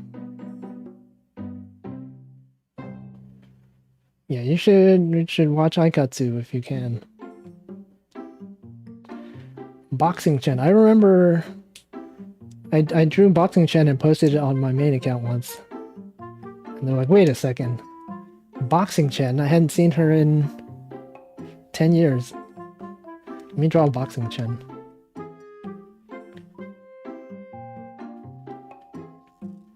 She has like boxing gloves. Okay, that's not how you draw a cat. She has two tails because Chen the cat has two tails, and then you have this hat. And there you go, it's Boxing Chen. Wow. Can I still draw in my old Wolfa style? I have not tried. It's also very different. Like nowadays when I draw characters, it's my default like facing position is like left. So when I draw characters like this. Oops.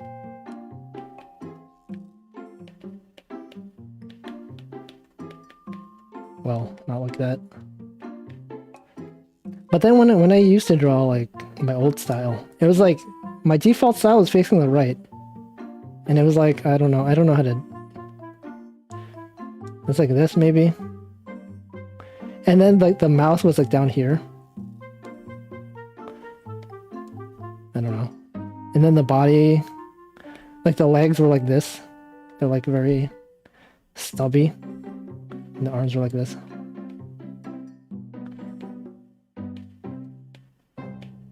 I don't know. It looks like similar enough, but also very different. Like funnily enough, there are people who draw VTubers in my old style. Like how create.swf is people still use it a lot. And there are people I've seen like people remaking Hololive characters in the old style. And I'm like, that's funny because like I have a new style that I draw these characters in, but people are still making them in the old one. So just interesting how that works. I'm surprised. I don't know why I started like in my newer style, like when I draw legs, it's like this. I don't know, I started adding this like actual leg at some point. It's like, whoa, look at this. Okay, this one will be Pomu. This will be Pomu.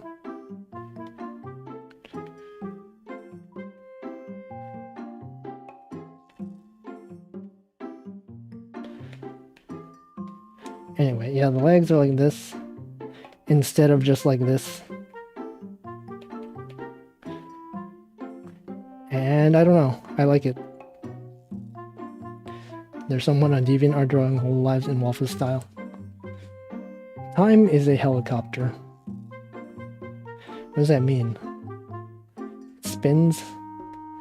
Is this a holo? Is that a HoloLive Council reference? Whoa.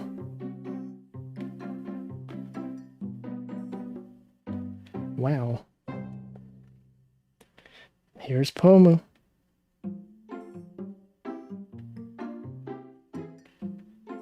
Well, I don't know.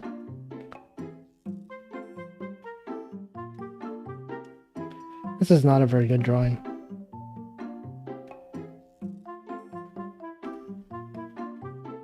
And then there's times when I'm lazy and I just draw like the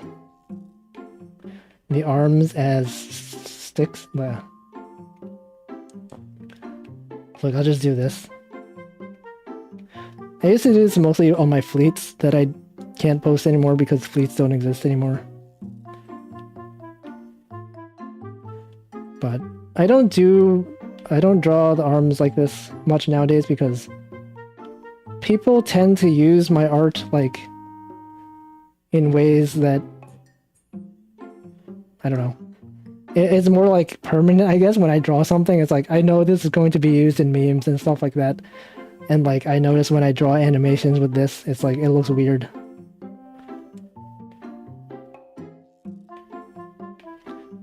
Also, like nowadays, when I used to do animations, I would do a lot of like, I would not draw full body because it's like kind of annoying to draw the whole thing every time. Like I used to just draw like, you know, the character cut off like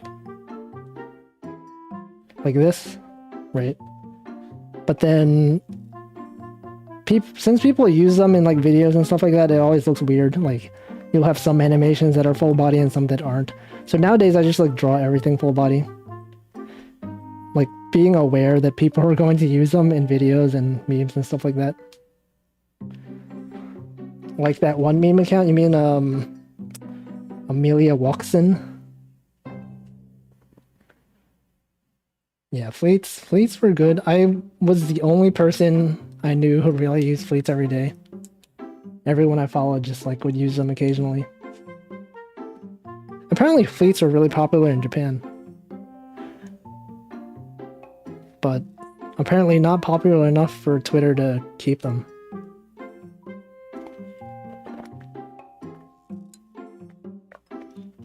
And I know, I know Twitter has this thing called Spaces, I think. I've never seen anyone really use it. It's kind of like, what is it? Clubhouse or something had this thing where it was like a voice-only chat and like you have like a panel of discussion and you have some people talk and some people don't. And then Twitter and a bunch of other companies started copying it. And they added like Twitter Spaces. I've never seen someone use it. It's like a group voice chat. Fubuki used it. Yeah, I don't know. I don't follow many people on Twitter. On my old Twitter account, Wolfas, I followed like 500 people. And I was like, that's way too many people. So when I made my new account, I was like, I'm going to consciously like only follow accounts that I like am sure that I want to see. Because when I was following 500 people, I just got like a ton of random stuff that I kind of didn't care that much about. Now I'm following like 150 or 151 and it's a lot more reasonable. I use a lot of I use Twitter lists. Man, that's a weird word to say. Lists. But yeah, I use lists a lot. Would unnamed character make a comeback? Probably not. I don't know. Maybe. I don't know. I would not count on it. Yeah, it's like a live podcast that people can listen in on, but it's like it's not archived, right? Once it's over, it's just like it's over.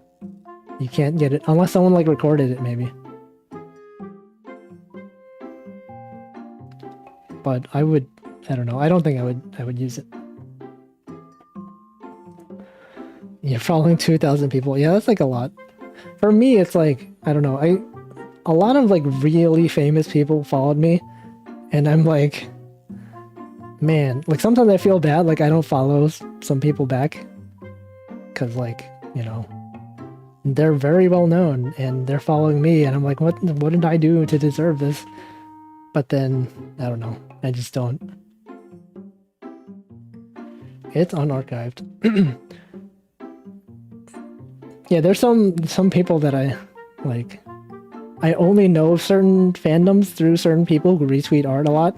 Like I have someone who before, even like a long time ago, he would retweet a lot of like Niji Sanji fan art, but like of specific like livers that aren't necessarily the most popular ones. And I'm like, I've seen like Akina, which is like the male one who has like a red stripe on his head.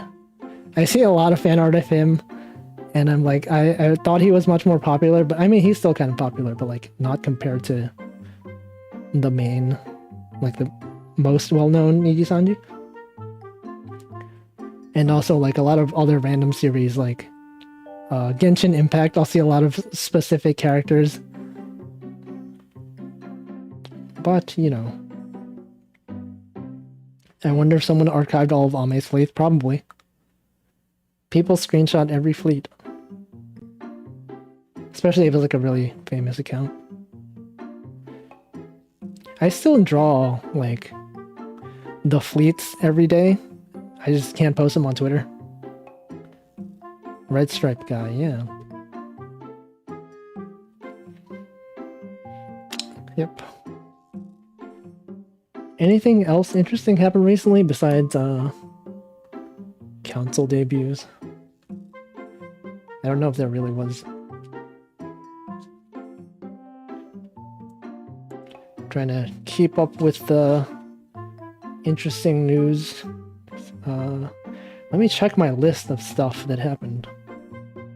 Oh yeah, Germa. Germa had a stream where she, where he did the Dollhouse stream where he was on Twitch and like viewers voted on stuff that he did. I watched some of that. I used to watch him when he did TF2, and like seeing him do something like this is like, what the heck? Like you wouldn't expect it. A lot of people said Mume looks like Amber from Genshin. Yeah, a lot of people have said that. People also say like Pomu is green Amber from Genshin.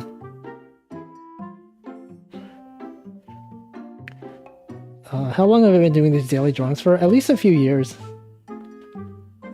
I don't know exactly how long. At least 4 years, like almost every day. Maybe, I don't know, 3 or 4 years, at least. Seeing Germa and Ludwig on the same screen is funny. Yeah. I don't really watch Ludwig streams, but I did see when Ludwig, like Germa wanted to do a battleship contest or competition tournament or something. And then he invited, Ludwig invited Northern Lion, who is my favorite streamer, and then also Germa and a bunch of other people. So I watched a bit of that. Yeah. Is there any gacha game I'm attached to? Not really. I used to play...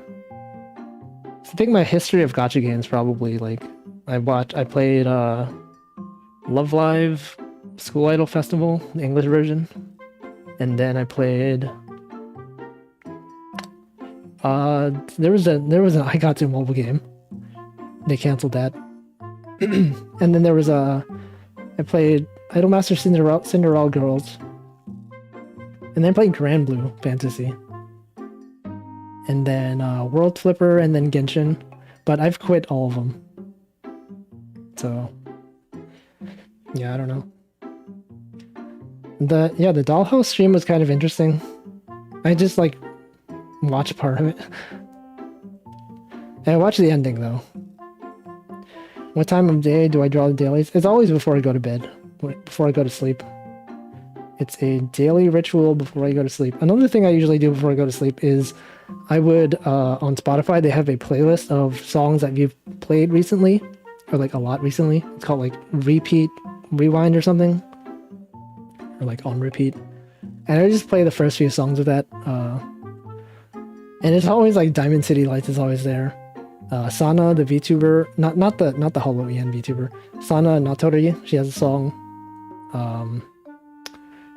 Sana's song, which I always play every day. And there's a few other songs, but I'll play those songs when I'm drawing the fleets, which are no longer fleets. Let's see, who's my favorite Love Live and Idolmaster? My favorite Love Live character was Honoka. Idolmaster is Uzuki. And yeah. I'm not really that much into Love Live or Idolmaster anymore, but I was at some point. There's a Toho mobile rhythm game. I feel like I've seen ads for that. I don't know if it's a rhythm game or if it's some other gacha game. I keep getting ads for some Toho game on Twitter. And they're kind of weird ads. Do I remember my team comp in Naikatsu on stage? Not really. There was like one, at some point there was like some super overpowered one that they had to nerf. Yep. Tumblr age. Oh, it's like Toho, something world, Lost World or something. They have a lot of ads with like Fumo, the Fumo plushes. Toho BGM ads. It plays similar to Bandori. I've never played Bandori. I have seen ads of it though. When I was in Japan, they would have Bandori ads on the train, and I was like, one of them looks like Rin from Love Live, and I was like, is that a Love Live ad? But it was Bandori. They hired the famous Fumo content creator to make those. Is there a famous? Are there people who are famous for like making videos with Toho plushes? Interesting. Oh, Lost World is an RPG game. I haven't followed Toho that much lately, so I'm like unfamiliar with a lot of the more recent Toho stuff. I know there was like Toho Spell Bubble, which is like the Bubble Bobble type game that I've seen a lot of VTubers play as like a sponsored ad thing, and that was always funny to me. I was like, it's me in 2021 watching a VTuber play a Toho game. It's like my past and present.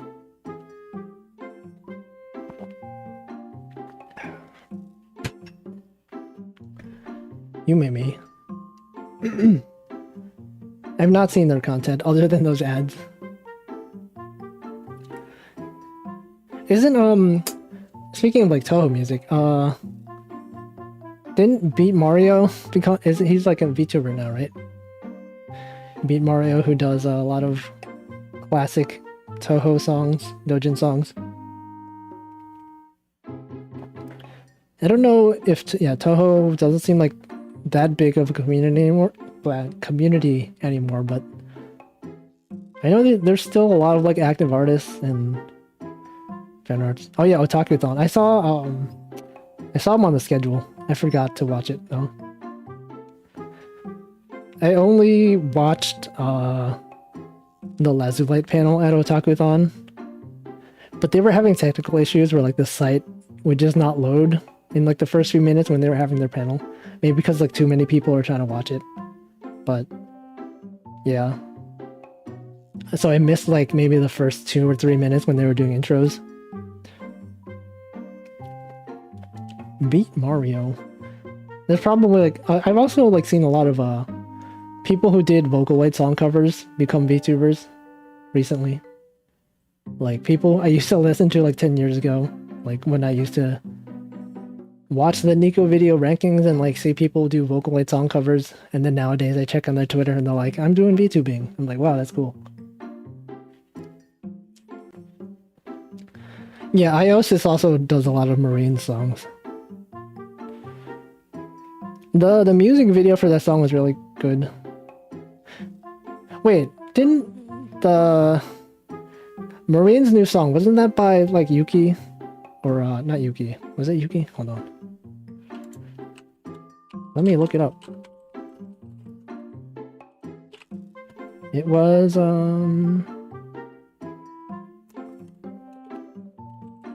listen.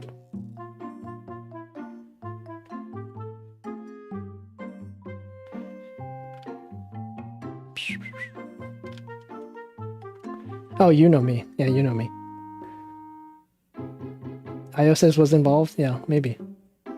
I haven't looked at the credits, but I mean, I thought the song was okay. The video was really good, though. Animation. Yeah, you know me. Do you think VTuber panels at cons are worth seeing? It doesn't seem like that different from regular content. Yeah, it's basically the same as what they would do on a regular stream. It's just like you pay for it, I guess. It's kind of like a members paid stream, but you pay for it once. I watched there's like when Holo Ian was at Anime Expo, and also Lazulite was there. For the Holo Ian one, it was kind of like, I don't know, not terribly interesting. They did announce merch, though. They announced the Gura Nendoroid and some other stuff. Bunch of acrylic stands that I didn't buy. And a bunch of Q&A, but the Lazulite ones just felt like the regular streams. Like the meme reviews felt like exactly like something they would do. They even mentioned on the during the panel that, you know, they would probably do another meme review at some point. I remember stumbling across a create.swf based community on DeviantArt only a few years ago. Yeah, there's like multiple of those.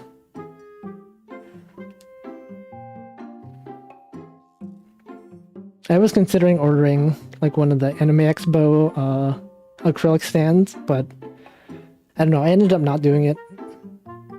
Or the acrylic phone holder, phone stand. And then I ended up buying a real phone stand instead that I can actually adjust. Yeah, Lazulite's great. Lazulite is good. Oh wait, I was answering marshmallows. Okay, so the previous marshmallow that I was answering was about VShojo. So the last marshmallow question I got was, what are your thoughts on joining a VTuber company? So, I don't know, I think it would be interesting, like, speaking of Lazulite, I like the dynamic that they have. Like, if you're doing indie VTubing, you're kind of, like, by yourself a lot. Unless you're, like, in a small indie VTuber group. But, like, a lot of times, if you're indie VTubing, you're just doing stuff by yourself. And occasionally you'll have collabs. But, I don't know, it feels, like, nice to be in a larger group like that, like being in Nijisanji and being able to collab with everyone seems nice. I feel like it's more of a thing with Nijisanji than Holo Live for me. Like for Holo Live, there's a whole like you're not allowed to collab with people outside your generation for a whole month, and then but for Nijisanji, it's like you just as soon as you join, you can collab with anyone, right? Like even in the Lazulite debut stream. Like, right after their debuts, they went on and did an interview with Hanamakiya and Bonavir. And it was cool. I don't know. But, yeah, a lot of people mentioned, they're like, oh, Nijisanji has like 1 billion streamers. It doesn't feel like they're connected at all. But, I mean, when I watch them, it's like, they feel more connected in a way. Like, there's a lot more smaller groups. And they all seem to collab a lot. And, but I don't know, it's just two different styles of having a VTuber company. But would I do it? I don't know. I would have to think about it, because you kind of have to, there's stuff you have to do. Like for me, since I have a job. I mean, I guess a lot of like Nijisanji and Hololive people have full-time jobs on the side, but it feels like a lot to have to juggle streaming and also your regular job. But yeah, I don't know. I'm still waiting for wave 3 of Nijisanji and also the fabled wave 4 male VTubers finally. There's like I was watching a Toaster stream yesterday. There was a little discussion about male English VTubers, and the fact that there aren't that many of them that are notable anyway. I feel like you're so high profile that it would be impossible for me to join a group under an alias without being found out. I mean, you could say the same about certain members of Holo EN, right? Especially one that recently debuted. Is there anyone in Hololive with a full-time job? I mean, doesn't Ina still does like art stuff? I don't know. It kind of depends also, like the fact that like whether I feel like with Neji Sanji, they have so many like streamers that they're probably more okay hiring people that only do it part-time, since you know you can have a lot of other streamers that do it full-time and just people sometimes watch the guy who does it part-time. But yeah, I don't know. There's also I forget what I was gonna say.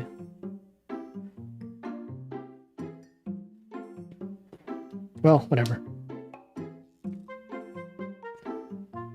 Oh yeah, Pomu still has a full-time job, although she's gonna quit at some point. I know Rosemi still has a job. That it seems like it's overworking her, but I guess we'll see how that goes. Oh yeah, there is the Neji Sanji streamer who streams once every few months. The ghost one, right? I read the Wikipedia or the whatever VTuber wiki article, and like people joke that she's like a ghost, or like I guess her lore is that she is a ghost and she only streams once every few months.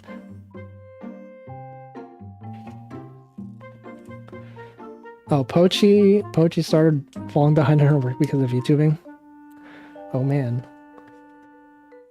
That feels like something also, because like there's a lot of stuff you have to do outside of streaming, like preparing for collabs, and sometimes they have like special events and stuff that you have to attend. They have like meetings. But I don't know.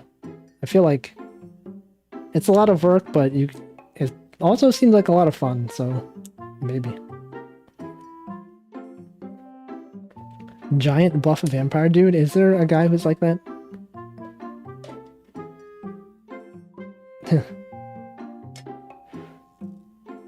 Yeah, I saw there was a stream, there was a karaoke stream that Pochi was watching, and was it Pomu's karaoke? I don't know, but I think Pochi recognized an Aikatsu song. I was like, wait, is Pochi an Aikatsu fan? Who knows? But I see her show up in streams sometimes.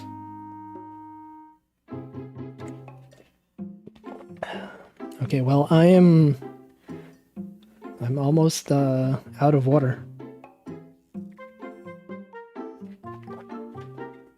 Now I'm out of water.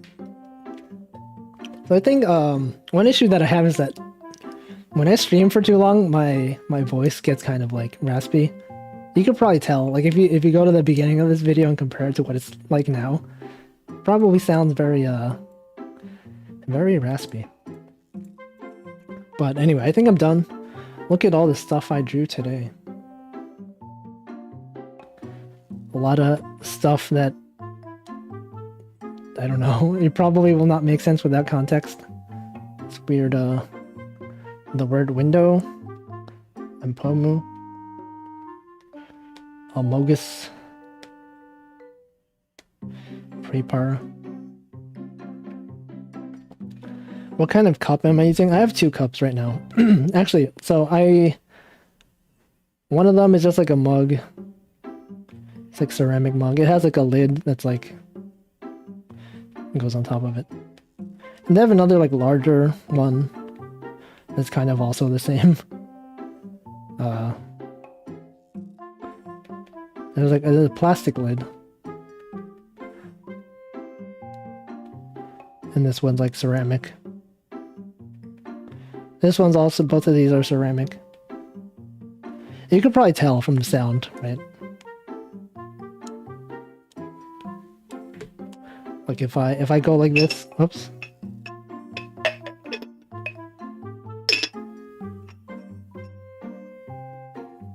can hear it.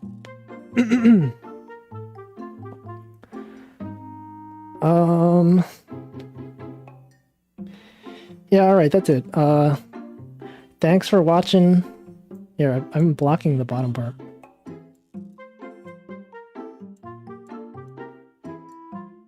All right, so good stream.